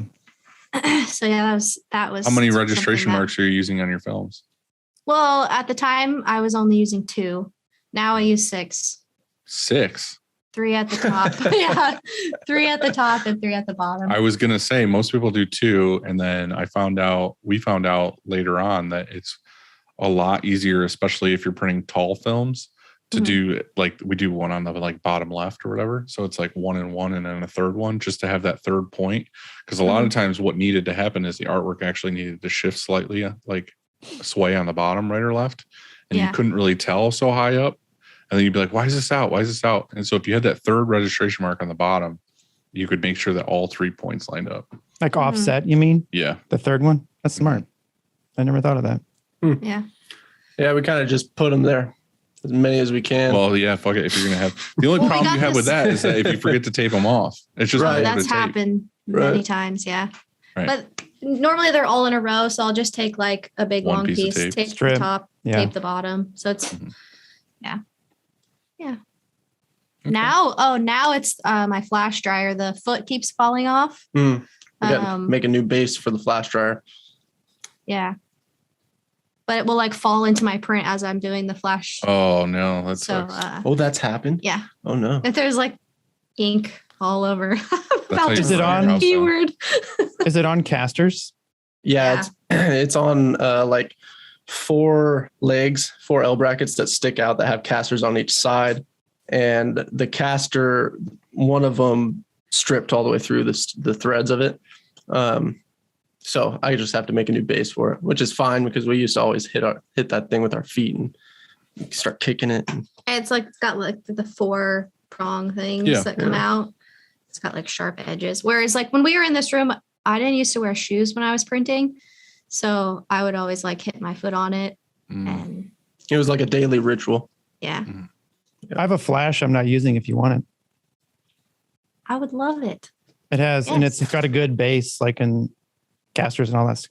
Yeah? No, I have 2 flashes that I'm not using if you want. Oh, no. There you go. Now you have now you have 3. No, seriously, thank you so much. Yeah, thank you. We really appreciate that. All right, we'll Andy, talk after this. Okay. Where is your happy place? At home with your dogs. Yeah. Dogs. Mine is outside. Outside, we have like a picnic table and an awning and a fireplace, and we go out there and take our breaks, and it's nice. We set up before we never used our backyard, and I don't know why, but we never went back there for whatever reason. And just this last year, I think it's because of COVID, because we weren't able to like really go anywhere. We set up a whole thing in our backyard where it's all covered. We got a little gas fire pit with a picnic table and a couple chairs, put some plants out there. Yeah. It's really homey. I love that propane fire pit. We have one. Oh, amazing. Best thing ever. I know. We used it so much, almost every single night this summer. Every night we're using it. Yeah. Had to refill it too many times. Originally, I didn't want to get one either because I'll build a fire when we want, way wrong. So convenient, you can. It is. Yeah. Doesn't matter if it's 5 minutes or 50 minutes, it's easy. Okay. Big party or small gathering? Small gathering. Yeah, small gathering.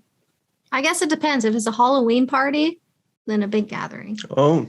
But if it's a lot just of costumes. If it was a Halloween party, are you dressing up? Yes. Absolutely. What are you dressing up as? A couple years ago, we were mad scientists. Oh, yeah, that was a good one. But this year, what were we going to... What do you want to be? What do you want to dress up as, even if it's not doable or it's a hard costume? Godzilla. Scooby-Doo. Godzilla and Scooby-Doo. Those are really weird answers. Okay. What would you guys dress up as? Yeah. For me, cowboy, for sure. Cowboy? Yeah. I always wanted to be a cowboy. Okay. All right. Like in real life. When I was a little kid, that was the generation. Yeah, when I was a kid, I had chaps and a holster and the whole thing. I wanted to be a cowboy. I was always jealous of. I saw this once, and I was like, "That's the coolest fucking costume I've ever seen." Is the loader from Alien? Or I think it's Aliens actually, where she gets in the loader and she fights the queen alien at the end, like the big yellow loader. And dad made the full loader costume. And then he had his kid, like his baby, in like the harness on the front. So that way when his head was the top of the loader, so the baby was actually the person controlling the loader. I was like, that is the coolest fucking costume I've ever seen. So I don't have a baby anymore, so I'd have to like borrow someone's baby. But I could probably use a fake baby or a doll. Yeah. That would make sense. But I was like, that is so cool. Had like lit up and everything. It was so cool. All right, that was a weird question.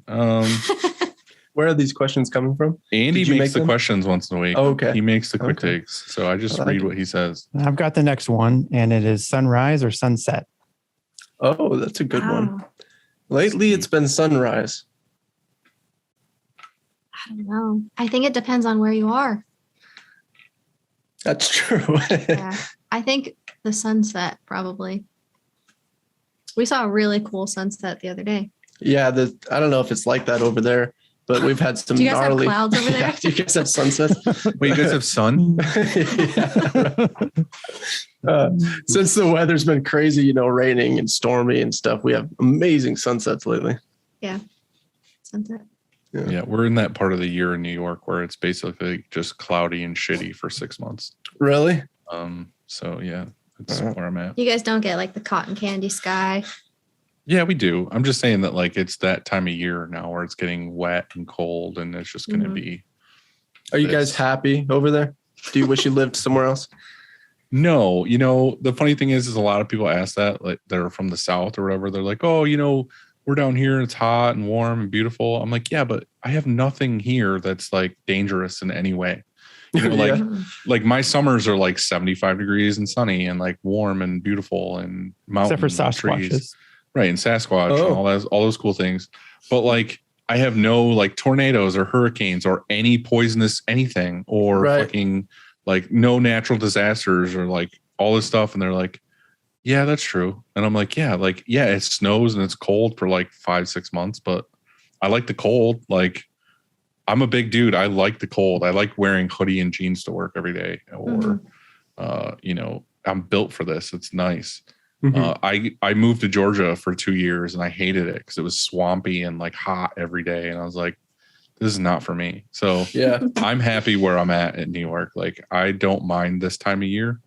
But I don't know. It is what it is. I grew up here. So am I happy in Missouri?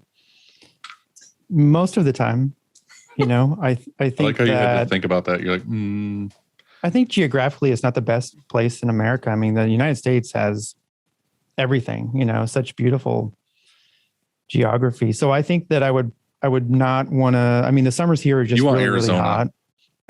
Well, but the summers in Arizona are really hot. So I think I'm going to be one of those people that retires and lives in two places, so like maybe I'm in the mountains in the summer, like in Colorado or maybe somewhere less populated.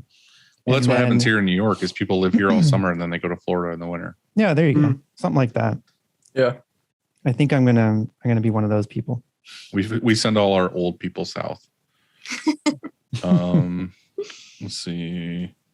Favorite snack? Oh, Reese's Pieces. What? Yeah. When do you eat Reese's Pieces? Well, is it Reese's? I'll never have them. Is it Reese's Pieces or is it Reese's Pieces? Reese's Pieces. Reese's Pieces doesn't even make sense. Pieces? Pieces? Pieces. That's an argument. There's an argument. Is it really? If it's Reese's Pieces or is it Reese's Pieces? Reese's Pieces. I mean, Reese's Pieces literally makes sense. It's pieces of Reese's in candy. Exactly. Yeah, but do you say it? Is it called Reese's or is it called Reese's? Argument over. Oh. I mean, it could be Reese's. If it was Reese's, then Pieces wouldn't make sense because it doesn't rhyme. It doesn't go together. Yeah. So that's what I'm saying. Is it called Reese's or is it Reese's? Because if I grab something and I'm like, hey, will you grab me a Reese's? I would say Reese's. Yeah. I wouldn't say Reese's. We watched a movie about this actually a while back. It's about this, whatever this is called, how people perceive things wrong. Like a Monopoly guy effect has a monocle. Yeah. We watched a movie on it and it was pretty bad, but yeah, there's a movie on it. It's like the Bernstein Bears or the Berenstein Bears or whatever. Yeah, exactly. Mm-hmm. Right. Mm-hmm. I had this argument just this week about Arkansas or Arkansas because it's Kansas, right? So you either have to say Arkansas and then Kansas or Arkansas or Kansas. Like why is it the same? And my position was that it needs to be the same, but I guess I'm wrong. Right. English language. All right. You says Reese's Pieces. What's your answer? I'm going to say Cheez-Its. Cheez-Its are good. Cheez-Its the mixed one. I think it's regular. Parmesan. Oh, okay. Parmesan ones. Parmesan. And white cheddar. It's the duo. I think it's sharp cheddar. Oh, I like white cheddar Cheez-Its and I like the what is it? Just cheddar Cheez-Its where they have the powder on them. Uh-huh. Rather than just a regular Cheez-It. I got a question for you guys. I almost died from a Cheez-It once. Oh, you almost choked to death. I almost choked to death on a Cheez-It. How did that happen? I was just in bed eating Cheez-Its. He was laying down. I was laying down and I fucking inhaled a Cheez-It and I was legit choking. Like I had to I got up and I was like, I'm going to have to throw myself on something. Like I could not breathe at all. And then eventually it like came out. But I straight up thought this is death. Like I'm going to die from choking on a Cheez-It in bed. Right. Like, oh man, that's not so awful. bad. It sucks. Okay. One of you was about to say something and I said, yeah, you were going to say something. I was going to ask, are Cheez-Its and Goldfish the same thing? Just different shapes? I would agree with that. Pretty close. But I think one's more airy because they're hollow. Right. No, The Goldfish they taste is. completely different though. A lot of people have that opinion. I disagree. I feel like it's because the Cheez-It is probably baked longer. It has that more like burnt Cheez-It baked taste than Goldfish. I know this because my daughter loves both of them and they're in my house 100% of the time. So to me, it's a baked cheese snack. So they both taste like. Yeah. Well, I guess that is an argument because if you ever bought an off-brand Goldfish where they're like the penguins or the whales or something, like gold whales taste different. It tastes different because of the shape of them or something. Yeah. No. Secret recipe. Yeah. Right. Well, Andy, signature question. Yeah, and this is an important one because I'm starving. Me too. What's for dinner tonight? Oh, we had said something that we were going to say. We don't eat dinner. We just started a business. True. Yeah. Boiled hot dogs. Yeah. Right. We don't eat food around here. Both because you don't have time, nor do you have the fundage. Yeah. Exactly. So ramen, there you go. You said fundage. So ramen. Yeah, but you said fundage. I said trackage, and you gave me shit for saying that. Okay, yeah. Well, trackage is not a word. Fundage isn't either. I'm going to look it up. Pretty sure. And if it is, it sounds like some kind of bacteria you get somewhere. What was I supposed to say? Also, I promised you I was going to say something this episode, and I think I forgot. Way long ago. What was that? You were going to say this episode? No, I was going to say something. And when we were doing the pregame, I said, "Oh, I'll say something later. I'll say it during this episode." I don't know. Just rewind it real quick and find out. Okay, hang on, guys. What are you guys eating for dinner? I think I'm ordering Chinese. I'm probably going to have dumplings. Dumplings. Andy? I am going to make... Oh, go ahead. No, let's hear it. No. We actually ate before we. Oh yeah, but now it's almost dinner time. Yeah. Yeah, you're got to be hungry. You talk for 3 hours. You got to be hungry again. I don't think we took anything out because I was so focused on like, what are we going to have for dinner that I was like, I don't know what we're going to have for dinner now. We won't be eating tonight. Andy, what's for dinner? Chicken piccata. We had this. I made it for Thanksgiving, and it was such a hit. So I'm going to make it again. Mm-hmm. What's the chicken for Thanksgiving? Part? Yeah, you don't. So you asked me how my turkey day was, and I said it was a chicken day, and you looked at me like you didn't understand what I was talking about. It's probably because my mind blocked it out because it's such a. This doesn't compute. Yeah. Okay. We have a cookbook that we regularly go through, and we pick one meal from it, and actually about 3 meals a week.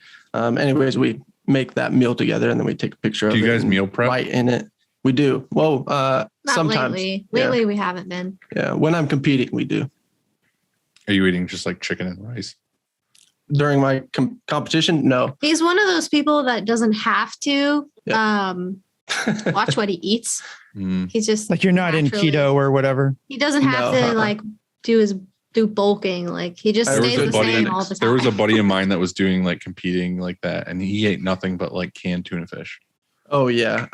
I believe in having a good relationship with food, and that means eating stuff that is appetizing and not eating the same thing every day. Easily said by the guy who can eat anything and still looks good. Yeah, exactly. I think it's very healthy to eat a bunch of food. People like me who think it's healthy to eat a big bunch of food are not healthy people. On that note, I hope you guys do eat dinner. And, we definitely will. We just don't know what we're going to have. Yeah. Okay. Andy, I hope your bullshit Thanksgiving is good again. Thanks, Dylan. I hope you enjoy, have a lovely supper. Thanks, bud. Well, we're glad you guys came on. It was a fun one. Thank you so much for inviting us. Yeah, thanks for listening for all this time. Yeah. And we hope you do listen to your episode and you enjoyed it.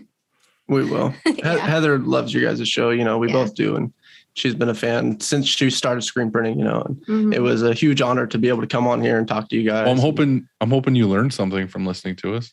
Oh, I mean, we learned to all the time put our flash dryer on the other side of our press. That was today. It was fantastic. No, there's so many things that I learned from how many people you guys interview from start to like finish. Like you guys had somebody on that was like corporate.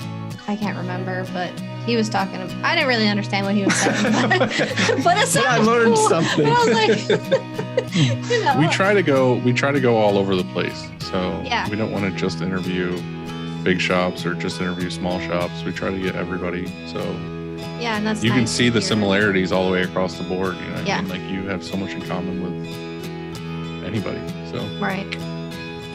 Thanks, guys. It was great. Have a good night. We'll see you later. Thank you guys. Bye, too.